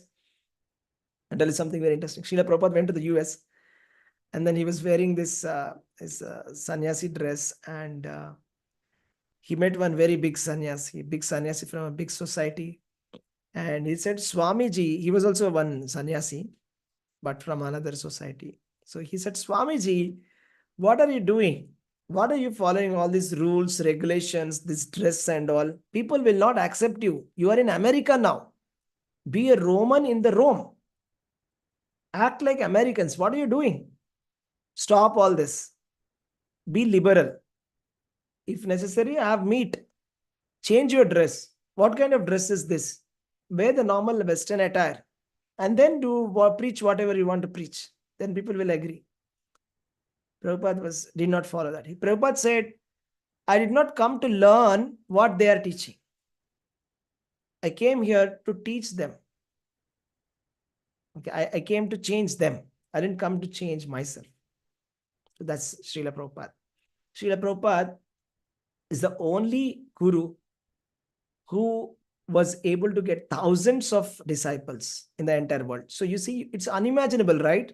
So somebody from the West, like, somebody from America or from Europe, shaving their head up, having a shikha, giving up the 4 sinful activities like meat eating, intoxication, illicit relationships, gambling. This is unthinkable. It never happened in the past before. No acharya has been able to convert these Western people. Very strong, right? And they're very much addicted to these vices. Nobody will be ready to accept these principles and become Krishna conscious. But then Srila Prabhupada was so strong. He said, I came to change people. I didn't come to learn their culture. Right? He taught everybody how to live. Right? So this is a very important point. So this is not a correct thing. That there's no need of austerity. Bhagavad Gita, Krishna is saying, nay, all this is not important. Just do whatever you want to do. You do it and it's fine. No. These theories are manufactured by show bottle spiritualists who are trying to gather more followers. Because if you put more rules, less people will come. Am I right? It's very easy to just dilute everything and say, forget it. There's no rules for our society. Then everybody will be flocking around. Just like, people flock the rolled gold shop. And the real diamond shop, golden jewelry shop, hardly there'll be tens of people, 10 customers per day. But rolled gold shop, there are 1,000 customers per day. So like that, show bottle spiritualists, they try to, give up this. They say, no rules, no regulations, do whatever you want to do. If there are no rules and regulations, people will not become attracted. Therefore, those who want followers in the name of religion, they just to have a show, they don't restrict the lives of their students, not even their lives. But that method is not approved by the Vedas. All right. So let us see. We'll just finish this shloka and then we'll close for the day. Okay. All right. So next one is charity, dhamma, austerity, tapas is done. Next one is simplicity, arjavam. So simplicity is a Brahmanical quality. It is suggested for the Brahmanas to be simple, arjava. So the Brahmanas are supposed to be simple. But not why only Brahmanas? It is also for every member in all the ashramas. One should be simple and straightforward, not very complicated, not very very complex. Yeah. Ahimsa. Ahimsa means non-violence. Means, simply put, non-violence means killing of animals for sense gratification. But the truth is, India is the largest exporter of beef in the world today. And the meat eating patterns in India are growing day by day. This is very concerning. And we see that the number of these slaughterhouses or the shops which are selling meat are exploding. And the average consumption of meat by an Indian is growing year after year. But this is not ahimsa. This is called himsa, means killing animals for the satisfaction of the tongue. And Prabhupada is saying people are addicted to animals in spite of having an ample supply of grains, fruit and milk. There's no necessity of killing any animals. Why should we kill animals? We are not staying in any kind of a desert that there's no food grains, nor are we staying in some kind of polar Antarctica where there's no rice or grains. When there is no alternative, one may kill an animal, but it should be offered in sacrifice. So even in the Vedic culture, it is allowed only if you offer in a sacrifice. That is a standard. Only offered in a sacrifice, meat eating is allowed. At any rate, when there is an ample food supply for humanity, persons who are desiring to make advancement, there is so much of food available, then why people who want to make advancement in spiritual realization should not commit violence to animals? So those who are serious about going back to Godhead, who want to make spiritual progress, they should avoid violence to animals. So real ahimsa means not killing animals. Because when you're killing an animal, you're disturbing its natural evolutionary cycle of transmigrating from one type of animal to another. So, for example, if you're killing a goat, the goat was supposed to live for a certain number of years. And after this goat body, it was supposed to be promoted to some other body, maybe a monkey body. And maybe the next life was human body. After a couple of lives was a human body. But when you kill the body of a goat or of a hen, what happens to that hen or that chicken is that whatever number of years it was supposed to live as a hen, that gets disturbed. And as a result of it, it will have to live, again, it will have to take birth as the same animal. So, means it would have actually got a human form of birth and it would have gone back to Godhead in, let us say, 1,000 years. So, you have increased that by 1 year or 2 years or 5 years by the action of violence. So, this increase in the number of years that it will suffer in this material world is attributed to the person who is killing that animal. So, should not be untimely killed. Right? So, progress should not be checked simply to satisfy one's parent. This is called ahimsa. This is the actual definition of ahimsa. You see, satyam. We'll talk about satyam. Satyam, you see, truthfulness. What is truthfulness and what does it mean? Let's see that. This does not mean that this means that one should not distort the truth for some personal interest. You see, Mahatma Gandhi was the champion of truthfulness. But he said that in Bhagavad Gita, Lord Krishna did not encourage Arjuna to fight the war. This is called distortion of the truth. The champion of the truth is himself making the distortion of truth. This is not correct. So, in the Vedic literature, there are some difficult passages, but the meaning of the purpose should be learned from a bona fide spiritual master. So, Satyam means to understand the absolute truth, Krishna. And it is explained in the Vedic literatures like Bhagavad Gita and Srimad Bhagavatam and Upanishads. So if there is some kind of words like Tattvamasi, Aham Brahmasmi, Sarvam Khalu Idam Brahma, like this Upanishadic texts which are there, you cannot just jump and just make some interpretation and say, oh yes, I got it. Tattvamasi means you are God. Okay, Sarvam Khalu Idam Brahma means you are Brahma, I am Brahma. We are both Brahma. Okay, here is goat Brahma, chicken Brahma. One Brahma is eating another Brahma. This is called telling falsehood. So if you don't understand some passage from the Upanishad, learn it from a bona fide spiritual master. That is the process of the Vedas. Don't try to speculate and make your own definition and make an impersonal definition. And try to say that Tattvamasi means you are God. Aham Brahmasmi means I am God. No. The process for understanding the Vedas is under the bona fide spiritual master. A bona fide spiritual master must give an acharya who is in the proper parampara must give the correct definition. You can't just go on and speculating and say, I am God, you are God, God is this, God is that. Shruti means hearing from authority. One should not construe some interpretation for his personal interest. There's so many, versions of Bhagavad Gita. Devdutt Patnaik has written a book called My Gita. How is it his Gita? It is Krishna's Gita, Bhagavad Gita. How did it become his? He said, this is my Gita. If I would interpret it this way. So that kind of freedom is not available, that you interpret it in the way that you want. And you think that this is the thing. No, that's not allowed. That's wrong. That's called falsehood. It's not Satyam. There's so many commentaries on Bhagavad Gita that misinterpret the original text. Krishna is saying very clearly, Maya arpita mano buddhir, means those who are always remembering me. But then this fellow who is a PhD holder, he will say me does not mean Krishna. Now, why is this required? Then if it does not mean Krishna, then what does it mean? Does it mean Arjuna?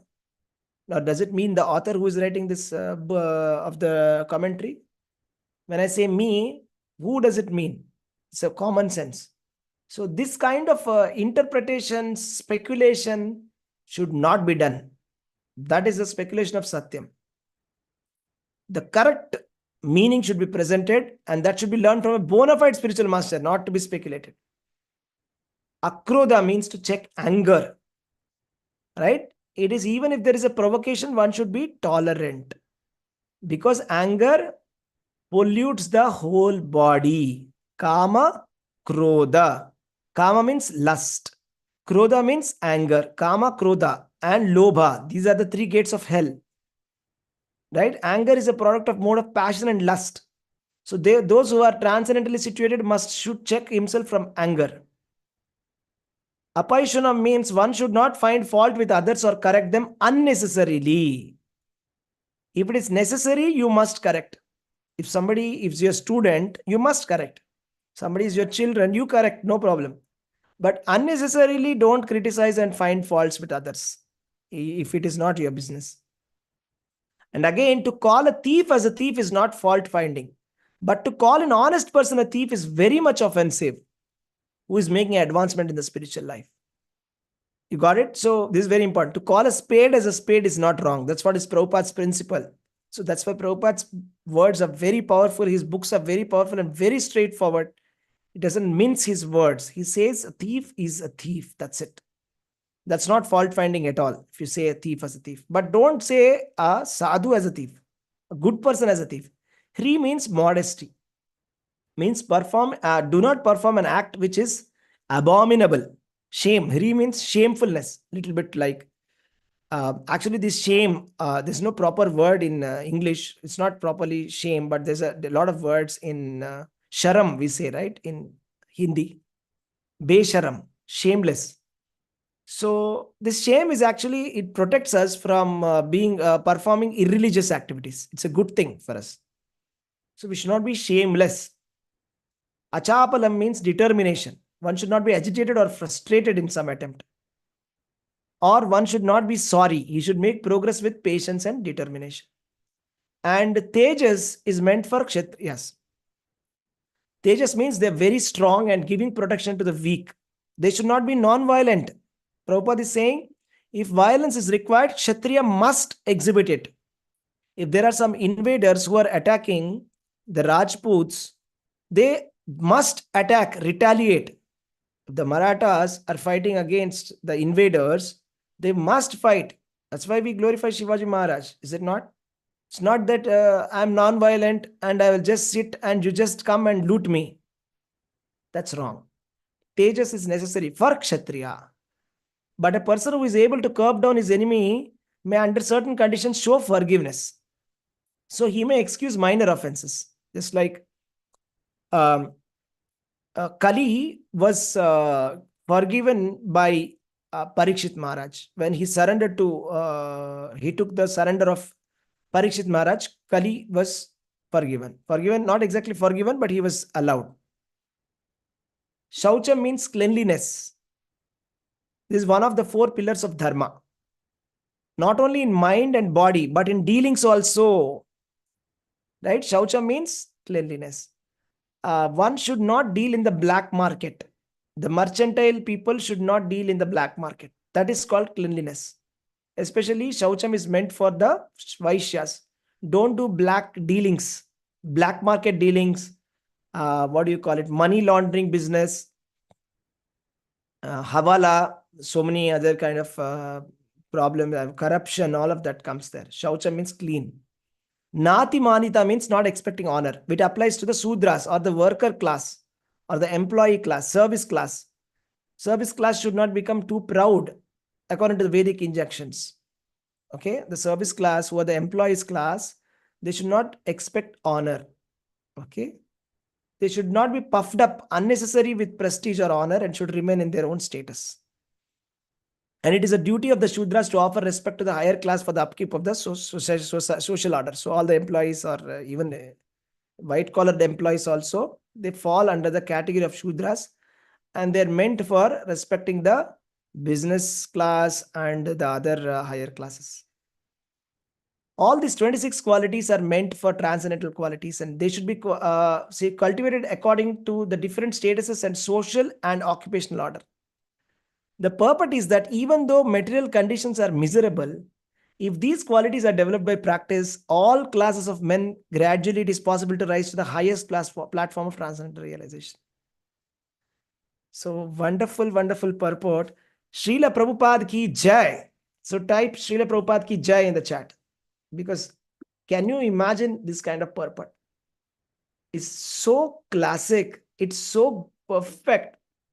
I mean, it is so universal for the entire society, so relevant and so wonderful that I have no words. And, such a wonderful purport Srila Prabhupada has written. So beautifully explained here, right? So 26 qualities are called transcendental qualities. These are the qualities that we need to teach to the society. And these are not only teaching, first follow and then teach. First we should follow. They should be cultivated according to the different statuses of social and occupational order. Right? All the varnas and ashramas, they must cultivate these 26 qualities. So even though material condition is miserable, if these qualities are developed by practice, we can rise to the highest platform of transcendental realization. We can rise to the pure Krishna consciousness if we follow all these 26 qualities. Let's just quickly recap. Okay, very quick recap. So first of all, we started with explanation of Abhijatasya. That means these qualities are, people are born out of these qualities based on Garbhadana Samskara, which is supposed to be performed. So sex life is not condemned in the Vedas, but it is supposed to be used for getting Krishna conscious children. And Varnashrama Dharma is not a caste system. It is a very logical system to divide human society according to qualities and work, not according to birth, not according to birth. It's not meant to divide as per birth. And it's as per in terms of educational qualifications. So it is very much necessary for keeping this society in peace. And if we follow these 26 qualities, we make spiritual progress. We can find so many YouTubers making some videos, making fun of Dharma, making fun of the Vedas. But then we can very clearly say that they're demoniac. They're demoniac people and they can never become liberated. And it's just like a blind following the blind.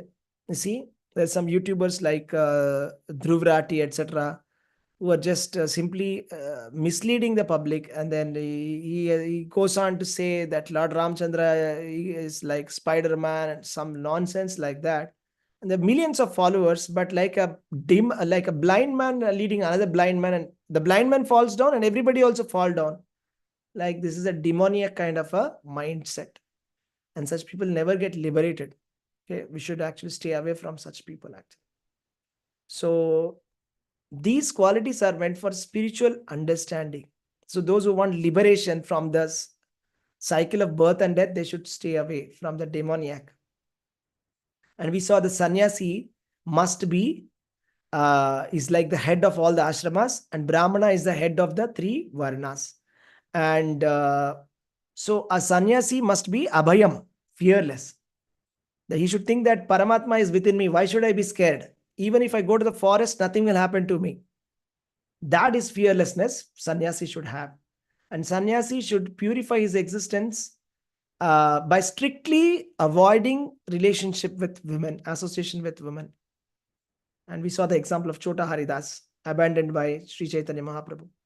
We saw sannyasis must be established in spiritual knowledge cultivation.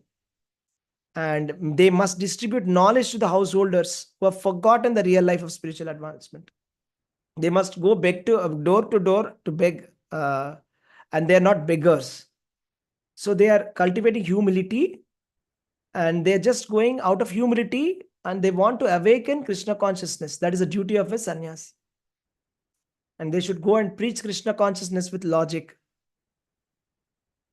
All right. And if one is not advanced, he should not accept sannyasa. Very important point. Sannyasa is not meant for everybody, and it is not necessary that we have to become sannyasis. If you're not advanced, don't become sannyas. That's what Prabhupada is saying. Actually, sannyasa is also banned in Kali Yuga because it's very difficult to keep the vows of sannyasa. Very, very strict rules and regulations, right? So sannyasi is a renounced person, must be situated in fearlessness. Hare Krishna, Prabhuji. Yes, Mataji. Yes. All those who are wearing saffron clothes, our Srila Prabhupada himself is a sannyasi, no? Yes, yes, correct. So like that, there are so many sannyasis, and then today morning also our Prabhuji has renounced, no, wearing saffron clothes. Who? I'm forgetting Prabhuji's name who took class today. Srivasa Shyam Sundar Prabhu. He's not sannyasi, he's a brahmachari. Mataji, first point. Okay. So he's called Naishtika Brahmachari. Sannyasa they give only after 20. Now the sannyasa rules have become very strict. I'll tell you clearly what happened in ISKCON. You see, Srila Prabhupada, he gave sannyasa to a lot of devotees in ISKCON, right? When he was preaching. And the purpose was sannyasi will be very strict and they will preach fearlessly. Because a grihastha, will have so many responsibilities, may not be able to go around city to city and preach. You understand what I'm saying, right? So grihastha will have family responsibilities, something to do, business, this, that. May not be able to renounce and go and preach everything. But a sannyasi is like, completely free to preach and is fearlessly going all around the country, all around the state and all over the world and preaching. So that's the purpose why Prabhupada gave. And at the time of giving also, Prabhupada used to say, if you cannot stay in the sannyasa ashrama, don't take it. Better not take it. But still, people out of enthusiasm, they took. Okay. And it so happened that so many sannyasis were not able to keep up the vows. And some of them got married also. You see? That actually happened, I'm telling you. That really happened because they are from the West and they were young and they had no idea or no clue about what is meaning of sannyasa or something. And they just got into it out of that enthusiasm. And they were not able to keep up that rules and regulations. And they got married later. So we can't consider it, we can't say that as fall down for sure. Because at least those people who are chanting still, we can't say they have fallen down. But at least it's some kind of a disturbance in that order of society. It's not expected that a sannyasi will marry, right? So that's why ISKCON made rules very strict now. So now it's like nobody gets sannyasa so easily. So difficult. Now like the sannyasi, if to get sannyasa, somebody should be above 50 years and should have been preaching at least for 20 years and should be in good books. There should be no bad things, a lot of recommendations, very strict. So almost impossible now to get sannyasa in ISKCON now because of all that has happened in the past. Hare Krishna Prabhuji, sorry for interrupting. Yeah, tell Is me. Radhesham Prabhuji a sannyasi? No, he's not. So Among we call him Leela Prabhu? Radhesham Prabhu. We don't call him Radhesham Maharaj, right? Prabhu is Radhesham Prabhu. So, but he Then may what become is the sannyasi very soon. I feel that he must become sannyasi. It's my personal opinion. Of course, I don't know what is his opinion. His Guru Maharaj opinion depends upon him and his Guru Maharaj. Then he is a Naishtika He's a brahmachari. He's a Naishtika brahmachari. Those people who are wearing saffron or Naishtika brahmachari means celibate for life. They have decided that they will not marry. Doesn't mean that they're sannyasi. Even Among Leela Prabhu also, Prabhuji. Amogila Prabhu also. He's a brahmachari. Thank you, When you Prabhuji. say Prabhu, no, that indicates he's a brahmachari. When you say Maharaj, it indicates he's a sannyasi. Swami. Sannyasi will get a name Swami or Goswami. Gopala Krishna Goswami Maharaj. Right? He's known as Jayapataka Swami Maharaj. So Maharaj. Radhanath Swami. Radhanath Swami Maharaj. We say Swami and Maharaj will come. For us, Then all this Gaur Gopal Das and they're not they're all sannyasis. They are all okay. brahmacharis. They're all brahmacharis. Gaur Okay, Gopal Prabhuji. Brahma. Got it, Okay, no? Prabhu. Thank you, Prabhuji, Yes, for thank you. clearing. Welcome. Yes, yes. So that's what it is. And we spoke about, so this is the things that sannyasi must be doing. And householders must earn a livelihood by honorable means and spend 50% of their income to propagate Krishna consciousness all over the world. That's the standard of Srila Prabhupada. So we should give charity, very much important. Charity should be given to the right receiver. And different kinds of charity in the mode of goodness, passion, and ignorance. It's explained in Bhagavad Gita. We'll come to that in the next chapter. Mode Hare of Krishna goodness. Prabhuji, sorry for please. interrupting you No again. problem. Prabhuji, if you have to give to the right person, right time, that you said, right? But then we hear so many things about many things, Prabhuji. So now if we want to donate, what is your suggestion, Prabhuji? Even Akshay Patra also, we were doing it, Prabhuji, but a lot of things we heard which was unpleasant. So I'm asking you, what is your suggestion, Prabhuji, if we will My wish to suggestion is you do it yourself. Charity, here it's written, charity should be given only to propagate Krishna consciousness all over the world. So a lot of times, Temple of Vedic Planetarium is there, right? You can donate there. ISKCON Sheshadripuram temple is there. Construction is going on. You can donate there. Or you can sponsor the cement. You can sponsor the concrete. Or you can sponsor some item. You buy it yourself personally and give it. Or you sponsor 1 year rice. You send the rice grains yourself.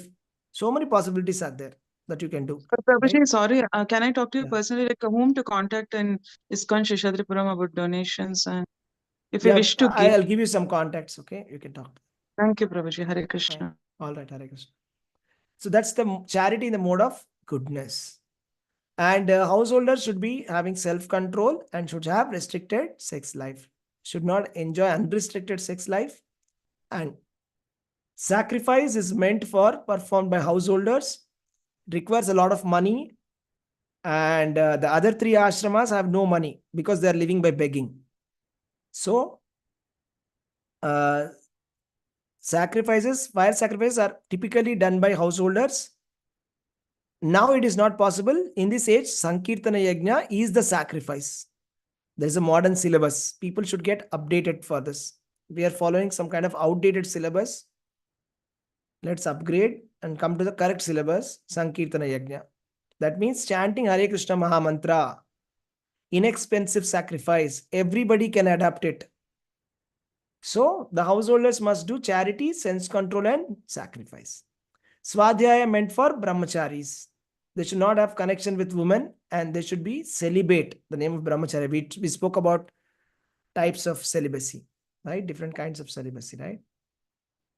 And even mentally thinking about, sex life is like falling down from celibacy, you see? Or even engaging in talk also is falling down. Tapasya is meant for vanaprastha.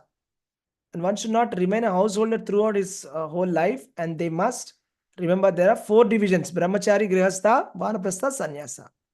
So that means one should retire from material life. That means in the household, material life, in the spiritual, after 50 years, 50 to 75, slow down in material life. 25 to 50, material life. 50 to 75, slow down.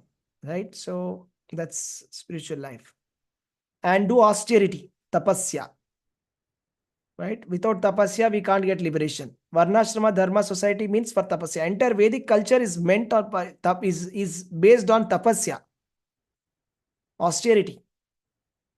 And if there is some societies which are saying, spiritual societies, if they say tapasya is not needed, then they are hypocritical. That's not the standard of the Vedas or Bhagavad Gita. They're like completely, they've manufactured something. That's it, for the sake of followers.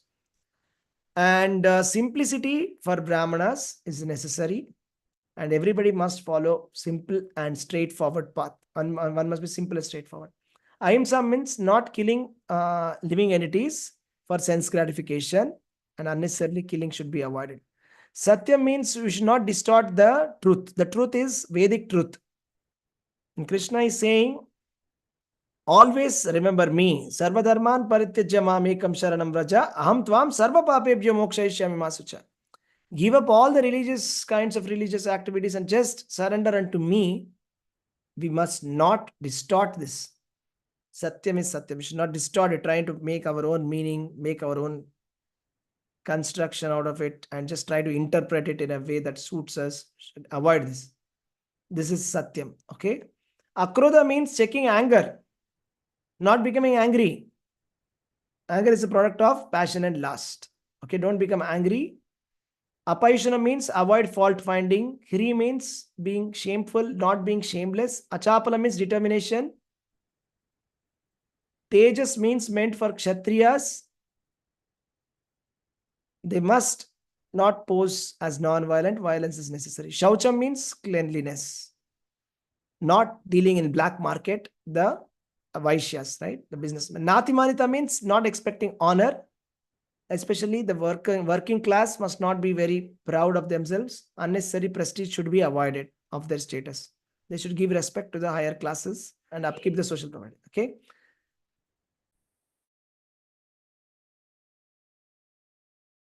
Hare Krishna.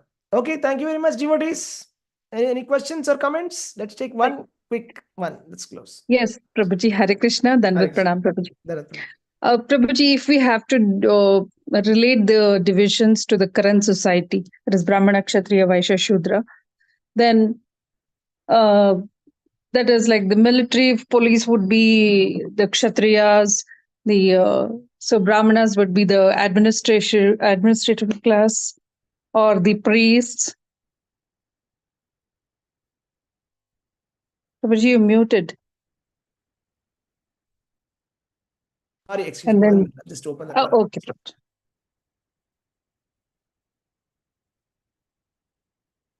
So all the Vaishyas would be self-employed, I think, and all the employees would be Shudras. Hare Krishna. Please. Isn't it, Prabhuji? All the self-employed, the business people would be under Vaishyas, and all the employees, irrespective of what designation they have, they all come under as Shudras. That's right. That's right. Is that so, Prabhuji? That's right. So now, the Brahmin class would be, is that the priest or the administration class? It can be priest. No, Brahminical class means those who are teachers, who are philosophers, or who are poets, or who are researchers, scientists, and priestly class also. All the people who are in the ashrams, sadhus, all of them are Brahminical class. Who are into the knowledge business.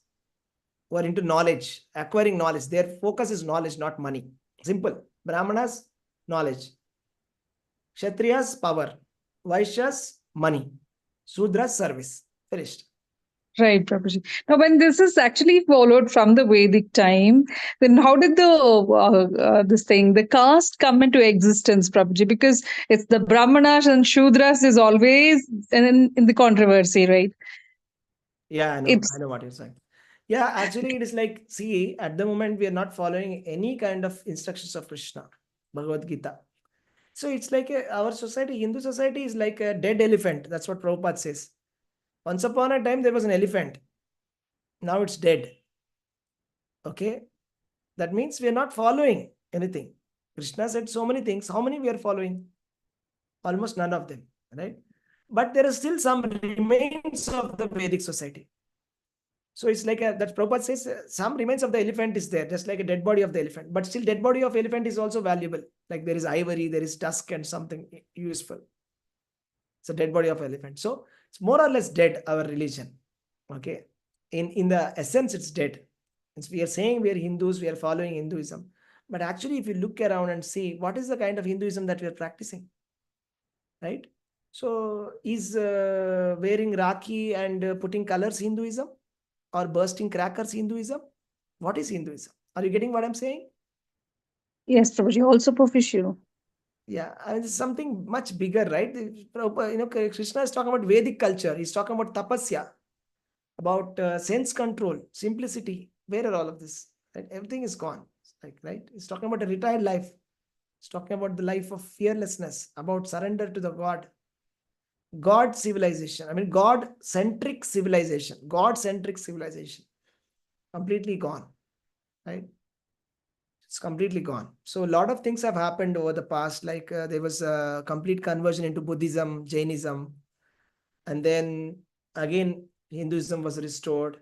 After that, there was multiple invasions. A lot of things have happened. Afterwards, the latest one is colonialism. Britishers have. So all that remains are there in our head. Okay. So without Krishna consciousness, all this will happen. So without Krishna consciousness, more or less people will be like in a demoniac mindset. So any positive principle, if you give it to people, if they do not understand the essence, it becomes very worst. Any rule in your life. Sometimes it happens that, in a school, in a class, in a family also, we may create some simple rules. That this is the rule, this is the rule. If you don't get the spirit of the rule and just go by the paper word of it, then it becomes completely distorted. Don't you think so? Yes? Yes, You're Prabhuji. understanding what I'm saying? Yeah. Yes, So yes. we have to follow the essence of that. The essence we should focus. So the caste system and all is directly a result of the degradation of Kali Yuga. So you said Brahmana and Shudra, for example. The best example is Parikshit Maharaj was cursed by a Brahmana boy, Shamika Rishi. Right? And he was so proud at that time. He said, how can a Kshatriya come and ask water from me? He's saying to a Kshatriya. He's the king. Parikshit Maharaj, such a great devotee, has come and asked for water. He's saying, how dare you ask water from me? Right? Shamika Rishi is saying. And Shamika, that boy is saying. And he has cursed Parikshit Maharaj that you will die in 7 days. So Prabhupada, in the purport, he writes that this is the fall down of the Brahminical system. 5,000 years ago, when Kali started, everything, all the institutions became spoiled, including Varnashrama system. So this is, we will see in the next class also for this chapter only. Humility is supposed to be a divine quality. See, our religion is all about divine qualities, not demoniac qualities, but Damba, Darpa, Avimana, that means pride, arrogance, conceit, trying to exploit the weak people, economically weak people, socially weak people, exploitation. How is it divine quality? It's a demoniac quality, is it not? So people are not practicing divine qualities. Simple. They're following the demoniac qualities and they just want to exploit this division. Even today we see the reservation system, right? There's some people who convert into Christianity. Okay. They're originally SCs or STs, but they convert into Christianities. After conversion, they don't give up their Hindu certificate. Why? Why? Anybody can guess? Religious Because it's sentiment. privileges they get for SC/ST is more, no? No, because what happens is that they give Reservation, up. Prabhuji. Huh? They get reservation benefits. They won't get reservation. If they give up their Hindu certificate, they'll lose the reservation. So they want namesake Hindu, but not Hindu. Got it, no? So similarly, this namesake religion, our society has become a namesake religion. So just for the sake of exploitation. So I am a namesake Brahmana. I am a namesake Kshatriya. I just only want the benefits out of a Brahmana, but I shall not follow the rules and regulations of a Brahmana. I will not follow. The qualities of Brahmana, I shall not follow. Yeah. The qualities, Shama, Dama, there is a qualities of Brahmanas. Bhagavad Gita, Krishna is defining that sense control, mind control, simplicity, and all these qualities of Brahmana, I will not follow. But I will boast that I am a Brahmana. And I will say that I am a great person, or in some whatever.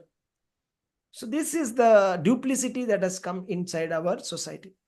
So this duplicity has to go. This hypocrisy must go.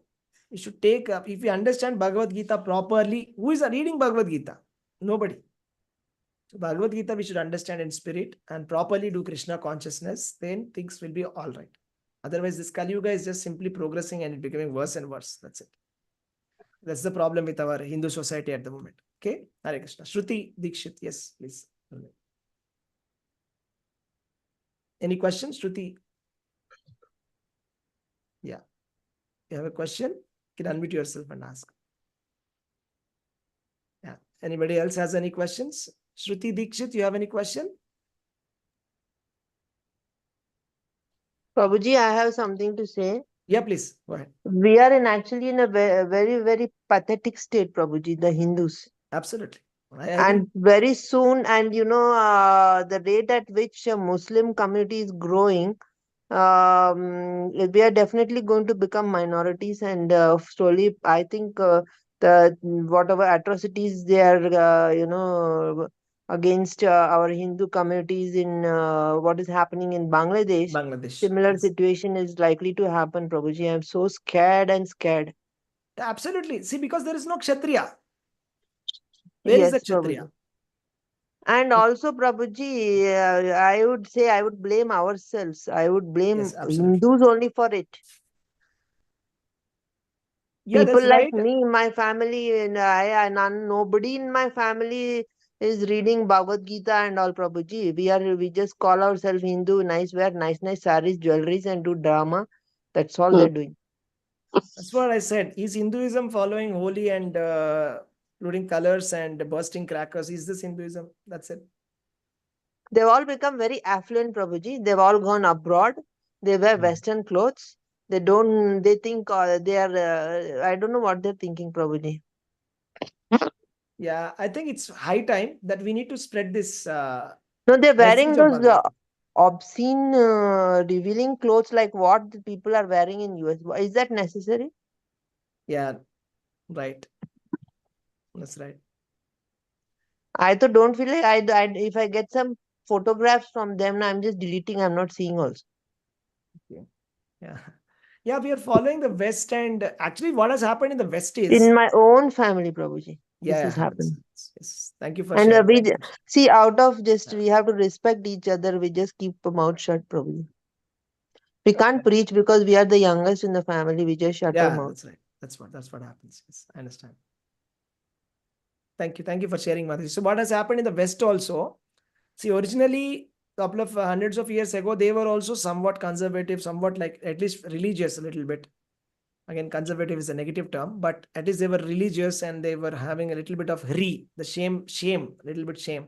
Now they have actually rejected religion and they become shameless, and we're following them. That's what is the unfortunate situation. So we are following them. So we are supposed to bring out that modern balance between following the Shastras and at the same time being broad-minded and being accommodative. Actually, if we follow this Bhagavad Gita only, there's only one scripture. If we just follow this, it's enough. So we can set a perfect example of a perfect society. Okay. At least we have Modi, Prabhuji. If he was not there finished, I don't know what would have happened. Yeah, that's true. That's true. Right. We need more Just leaders pray. who are supporting the spiritual culture and who are protecting. We need Kshatriyas for protection. We become like goats. I just heard, I don't know whether I can say in this forum, I heard one, what do you call, speech by Owaisi. He's just telling You just wait and see. Do you think Modi and Yogi will be there for long? You just wait and see. Okay. Yeah, let's not get into I too got a much heart attack, politics. Prabhuji. Yeah, let's not get too much political now. It's okay, fine, leave it. It's fine. Just leave it. Yeah, So we are at that stage. I know we should acknowledge the situation, what it is, whatever it is, and we should become more conscious. And not, it's not enough just to become Hindu conscious. Okay, it's not enough if you become Hindu conscious. That's not the goal. That's not the goal of Prabhupada's teaching. The goal is we must become Krishna conscious. Yes, God Prabhuji. conscious. We should become Krishna conscious, spiritual level. Right? Just like I'll just read out. See, Bangladesh, right? Just now, very relevant. I'll just read this out. Our Guru Maharaj, you see, Jayapataka Swami Maharaj, he has thousands of disciples in Bangladesh. Right? And he's very concerned about the devotees in Bangladesh. And let me read out a message, what he has sent in the monthly message that he has sent. I'll just show it to you. It's very interesting. In the monthly message for this month, Jayapataka Swami Maharaj had said something very important. Let me just read that. Just give me a minute. So this is very, very, very interesting. I felt, yeah.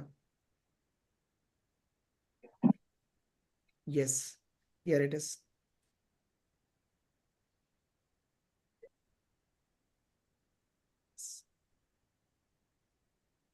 Okay.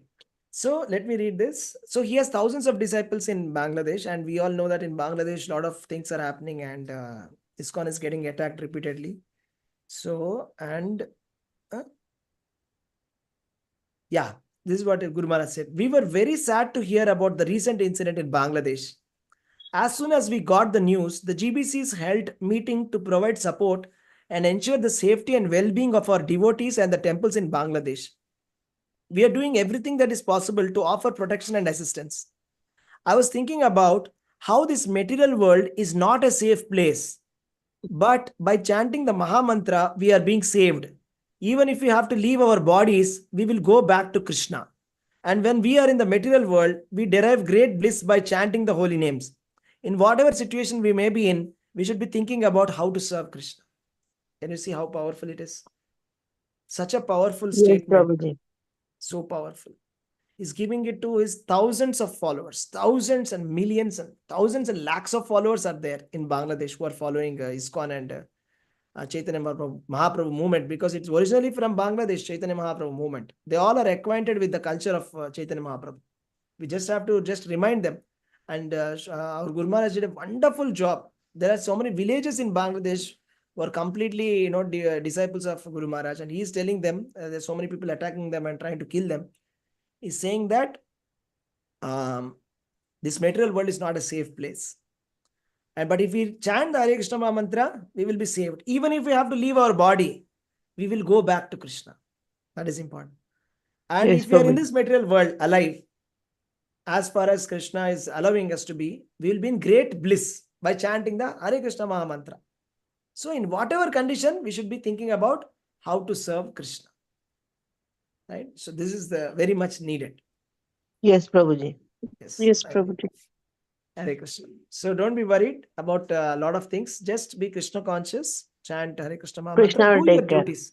Yeah, do your Krishna. duties very nicely. I don't say stop your duties. It's very much needed that householders should work. Householders should earn money.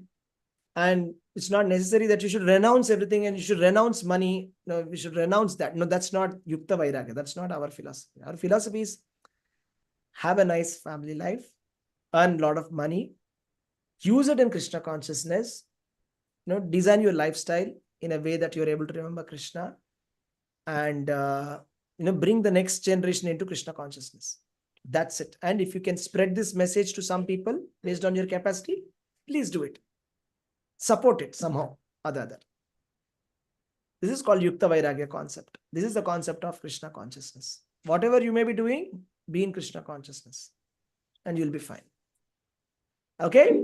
So thank you, devotees. We'll stop here. Thank you very Thank you, much sir. for the wonderful Thank you, Prabhuji. Prabhuji. Dandavat One pranam. more, just one request, Yeah, Prabhuji. Prabhuji, in our reading sessions, I think the teachings of Lord Chaitanya some of the concepts I think we were just discussing in the session, and we found some concepts like not really understandable. So maybe if you can just spare one session for teachings of Chaitanya, Lord Wonderful. Chaitanya. You please mark those sessions and message me, and I'll try to join that class and we'll discuss that. Otherwise, if you just message me like what are the concepts, which chapters you have problems, I'll take that up in the Monday classes. Okay, in the Bhakti Radha, because next Monday class only, this Monday I'm supposed to have, but we had Janmashtami. I'm going to have a next class on from teachings of Lord Chaitanya about the discussion between the Mayavadi sannyasis and Chaitanya Mahaprabhu. Okay. Yes, Prabhuji. Thank you so much. Thank you so Hare much, Krishna. devotees. Such Hare wonderful Krishna, devotees. Prabhuji. Hare Krishna. I have one doubt, Prabhuji. Yes. This Yes. chapter you are teaching today is demonic and divine qualities. Yes. A person does also many demonic qualities, and then he is also divine qualities. So is it nullifies that demonic qualities with the divine qualities? Or See, what happens is you don't make progress. See, what happens is simple example, very simple example. Let us say you're cleaning your house with a broomstick, and somebody from behind, maybe your kid or somebody, is like putting some garbage. So what is effectively happening? Cleaning a room, and somebody from behind is like putting garbage. What's happening effectively? again and again we have to broom, that's it. Yeah, it's like that. So it's called the bathing of an elephant, right? Elephant goes to bath and comes out and immediately puts mud on it. So that bath has become nullified, become useless. So effectively progress is checked, right? Effective progress is checked. This is what happens if we have demoniac qualities and divine qualities. They balance out each other, and our progress towards liberation becomes slow down. Simple, right? All right. Thank you. Okay, Hare okay, Krishna. Thank you Prabhuji. for